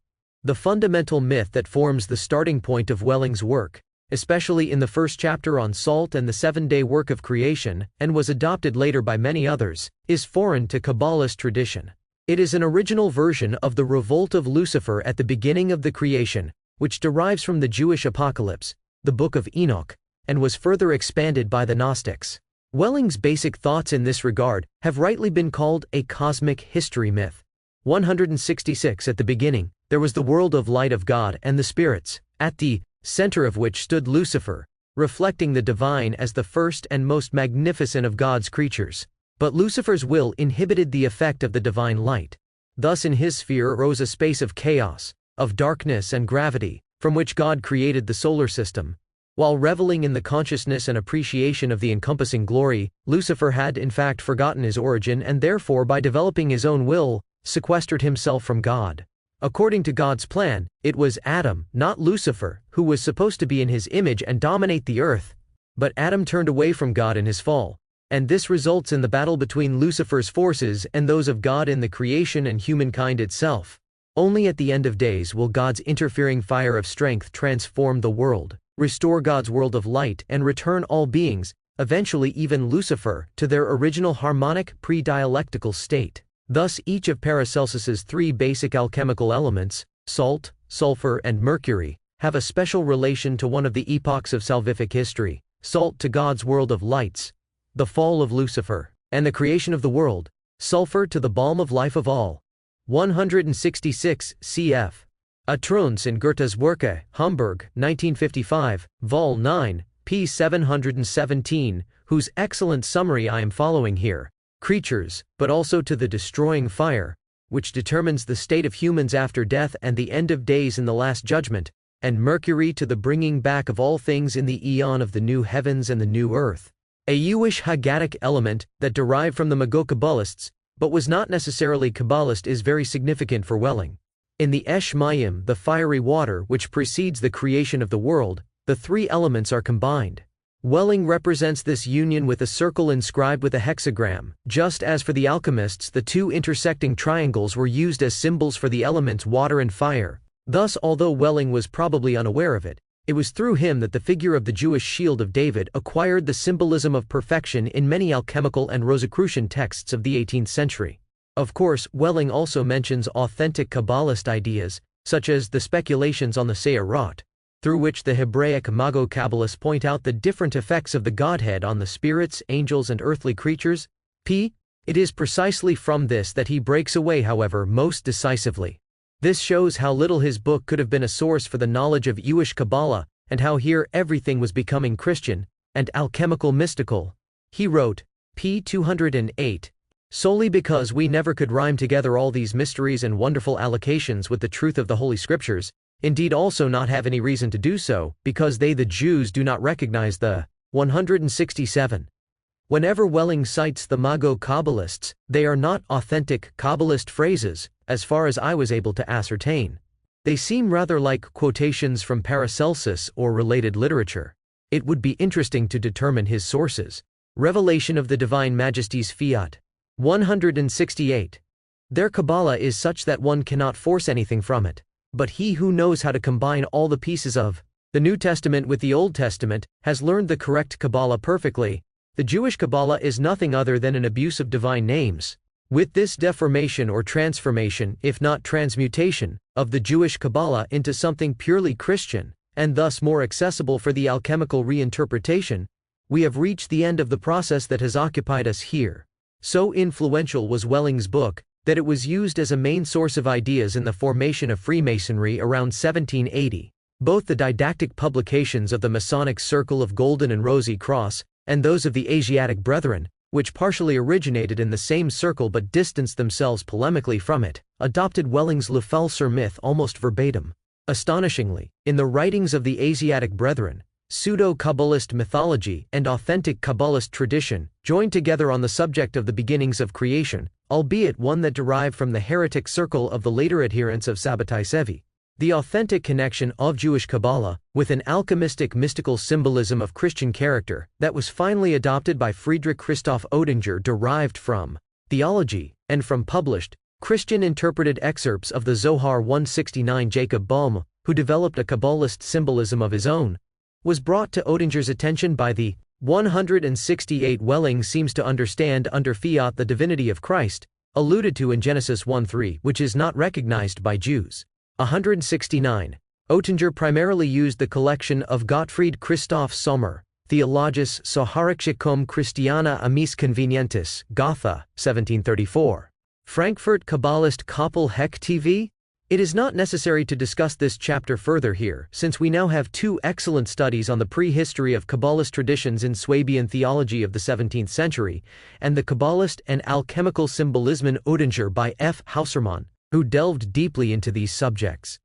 171 Hausermann's studies, Pictura Docens and Theologia Emblematica, were published in Blatter ihr Württembergische Kirchengeschichte, 1966-67, pp. 65 to 153, 1968-69, pp. 207 to 346, and 1972, pp. 71 to 112. These studies are among the best published to date on the Christian Kabbalah of the 17th and 18th centuries. Index. Abrabanel Judah C. Leo Hebreus. Abraham the Jew 1829. Abu Afla al-Sarakusti 18 Abulafla Todros ben Osif ha-Levi 33 Abulfarash Ernesim. 76 Adler. 81 Agrippa of Nittesheim Cornelius 75 to 77, 86 to 88, 92 Aaron's W 76 Akninosef ben Judah, ben Jacob, Ibn 17 al-Hasan Mulai, 53 al-Iraqain, Abu al-Ostan Ahmad ibn Muhammad al-Salma'i, 53, al-Safadi, 16 al-Sakabi 16 Abu Joseph, 15 al-Imano Yohanan 19.60 al-Or, 40 Arnfithiatrum Sapientia Septemti Solius Vorus 88 Amsalam C. Amsel, Amsalem Makluf 53 to 54 André, Johann Valentin, Christian Rosenkreutz, 91 Aptowitzer, v. 57 Arba Mailchekel Kessa 51 Aristotle 26-27 Arnauld de la Chevalerie Pierre, 90 Artephius 25 Artis Kabbalistics 89 Asher, Judah ben 41 Ashkenazi Eliezer 41.58 A Short Enquiry Concerning the Hermetic Art 78 Asiatic Brethren 83.97 Asaph S 17 101 Atwood Ma 12 August of Saxony 59 Avicenna 73 Avodat HaKodesh 44 Dazevedo Daniel Cohen 78 Azulai Abraham ben Mordecai 485,064 Azulai Hayyim Joseph David 49 B.A.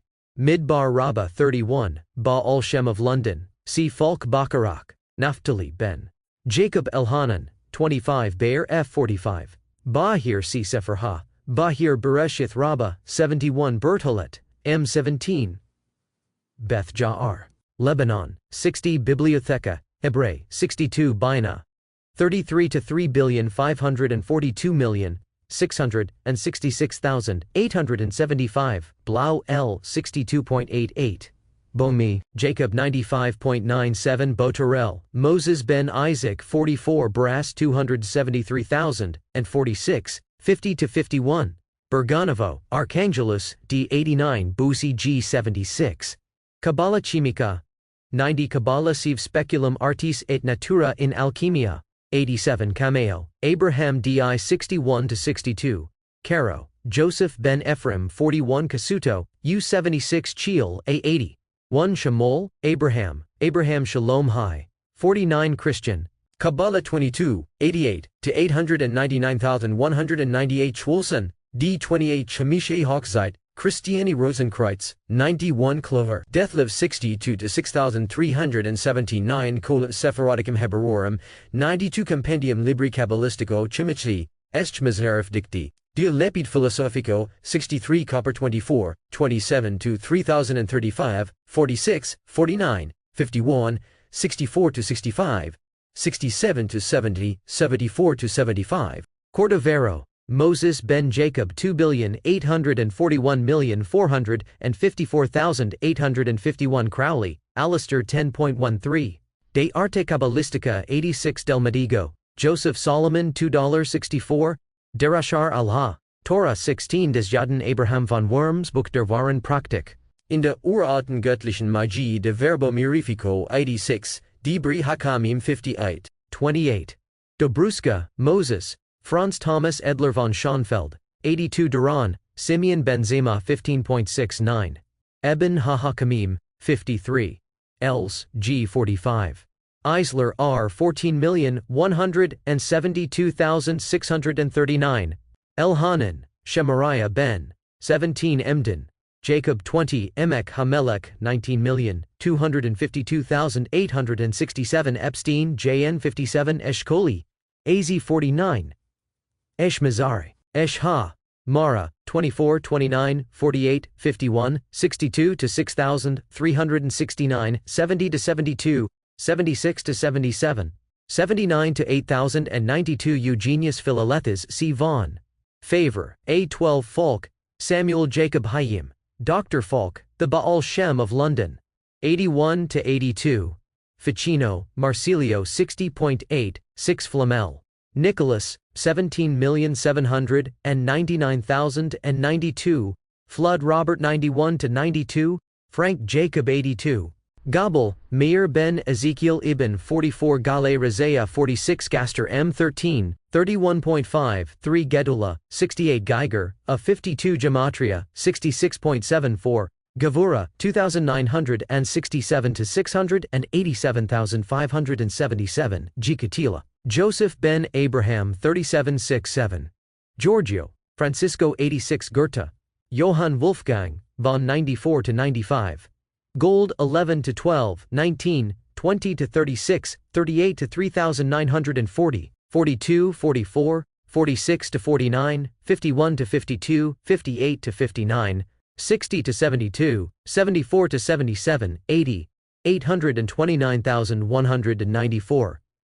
Golden and Rosy Cross, Gold und Rosenkreuzer, 97 Grunwald, M45.81 Gudemann, M44-45, Hannemann Johann Ludwig 71 Helusermann, F98 Hecht, Koppel 98 Helmont, Franciscus Mercurius van 78 Haysid 25,293,450, 67 to 687,275, Hesed Le Avraham 50 Hirschfeld, Ephraim Joseph 83 Hitchcock, E.A. 12 Hittekel 39 Hod 29, 67 to 6,875, Hokma 33.66 68.75, Hollandus, Johann Isaac 36 Horowitz, Abraham ben Shabbatai Sheftel 51 Hovet ha Levavot 15 Hunt, RW 15 Heismans JK 79, Ibn Ezra, Abraham 70 Ibn Shu'alb, Joshua 16 Ibn Sina Siavicenna Ibn Umayla Tamimi,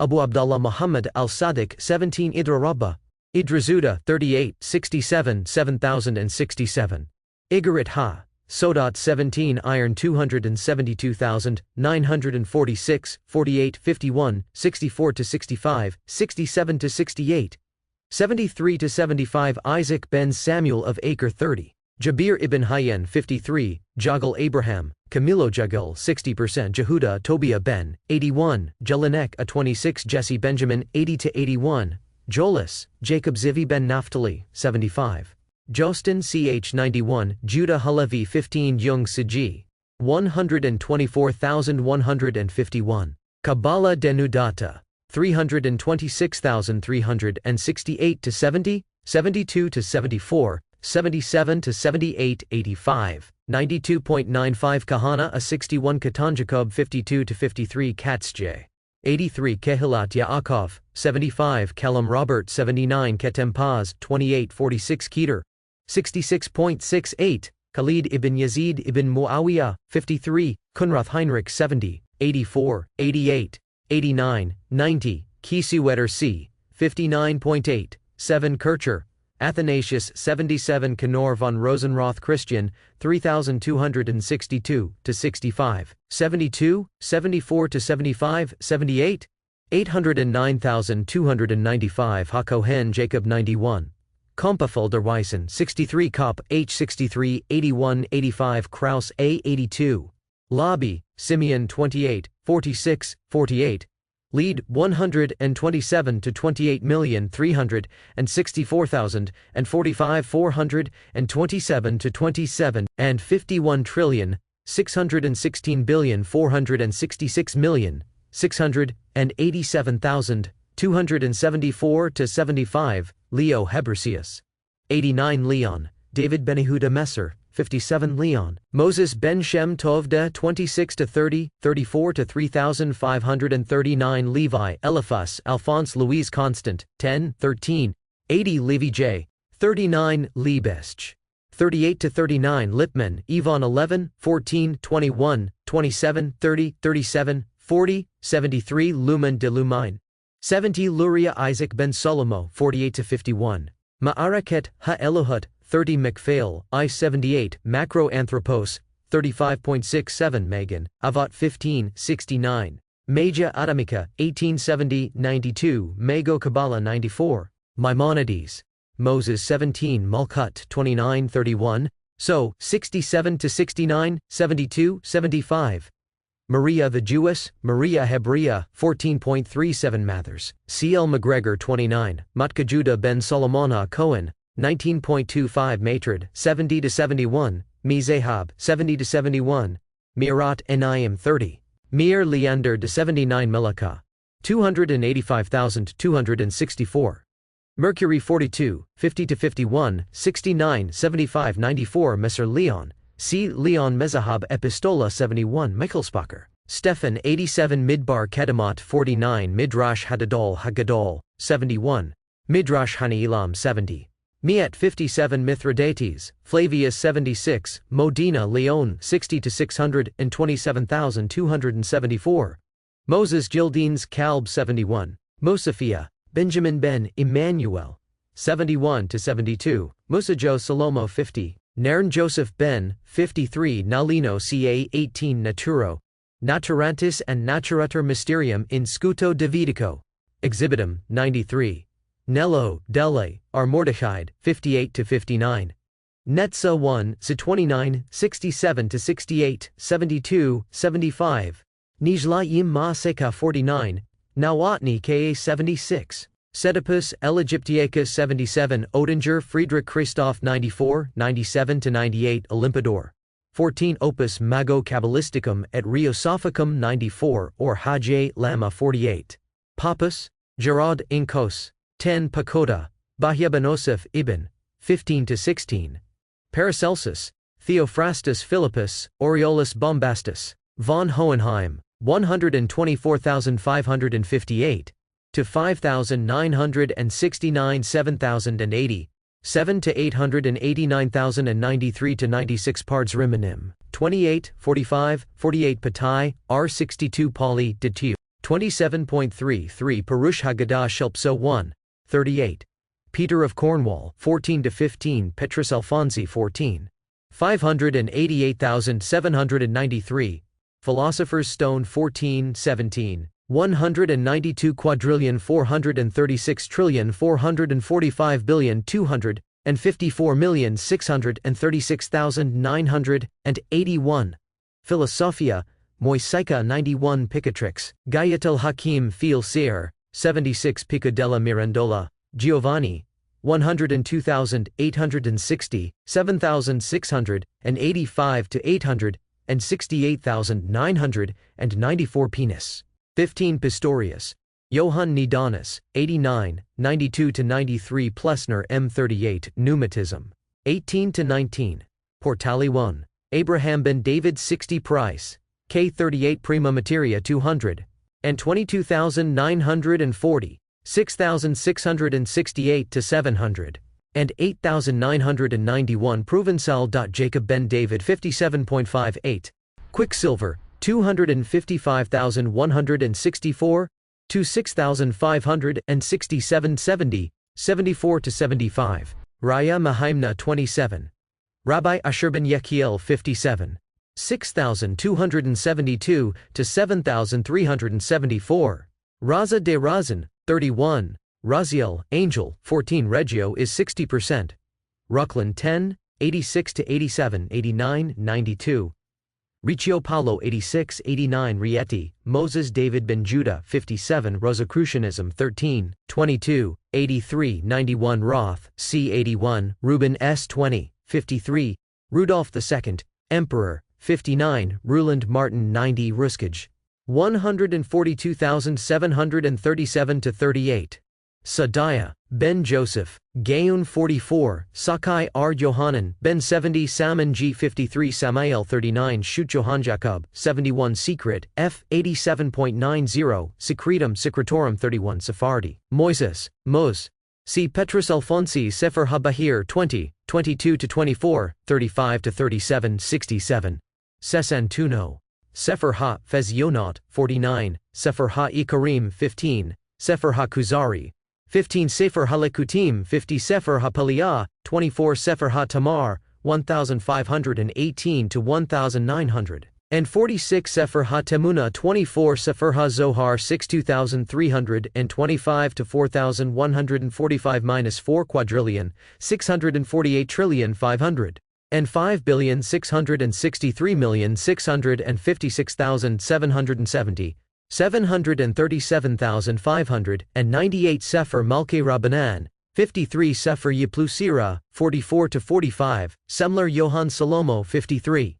Sha'ar HaGilgulim, 48, Sha'ar HaEm, 4 50 Sha'ar HaRazim, 33 Sha'ar 49, Shefatal 51 Shekinah, 40 Shekel HaKodesh, 26 30-35. Shivalai Rabbi J. Hayyim Vital 49 Schnur Zalman of Laity 25 Silberer H100, and 22,536 to 3,769 Silver 1,522. 2,123 3,032 to 363,940,424,446 4,951 to 5,258.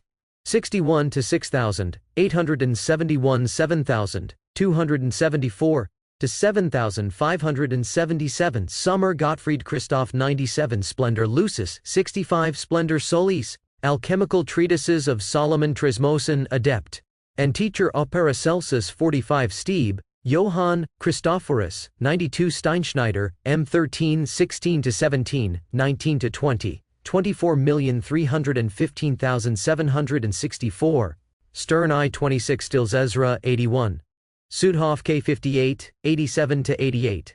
Suler B 14, 72. Sudhoff Kame 72. Salomo 45. The Book of Secret Magic by Abra Malin. The Mage 29. The Ladder of the Sefirot 51. The Najin 88.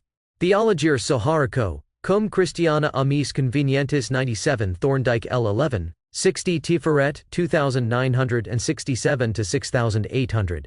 And 72–7375. Tin 27,304,649–5000. 164–687,270. 4–75. Tikkuneha, Zohar 232,700. And 75. Tikkunim 27, 32, 39, 40, 75. Toledano, Jacob Moses 53. Trismosan Solomon 45, 59. Truns 95. Turba Philosophorum 37, 38. Urim Vitumim 92. Vaughan, Thomas, Eugenius Philolethus 18.68, 70. 90–92. Vital, Hayyim Ben Joseph 48–49, 50–51, 67, 75. Viterbo Cardinal Egidio Da 86. Weight AE 12, 25, 29, 38, 90. Warburg, A 76. Webster, NH 82. Welling, Jordvon 94–97. Westcott, WW 78–79. Wiedemann, E 16. Wiener von Sonnenfels, Aloysius 65. Wersubsky, Shi Cha 76. Wolf, Johann Christian 62. Yesod, 35,516,467–6,875. Zacharias the Hebrew, Prince Guizolfi, 44. Zadeth ben Hamuel, 17. Zahab 20,223,639. Ben Hayyim, 156,989. Iplusim U Firawan, Im 20. Zohar C. Sefer HaZohar Zahar Il-Fadash, 273,840, 70. Zosimos 1421, 29.37. Gershom Scholem, 1897–1982, was a noted authority on Jewish mysticism. His books include Major Trends in Jewish Mysticism, Kabbalah, On the Mystical Shape of the Godhead, Sabbatai Sevi, The Mystical Messiah, On the Kabbalah and Its Symbolism, and Origins of the Kabbalah. Klaus Ottoman translated Gershom Scholem's essay on colors and their symbolism in Jewish tradition and mysticism for the new, expanded edition of Color Symbolism, the Eranos Lectures. He is also the author of The Genius Decision, The Extraordinary and the Postmodem Condition,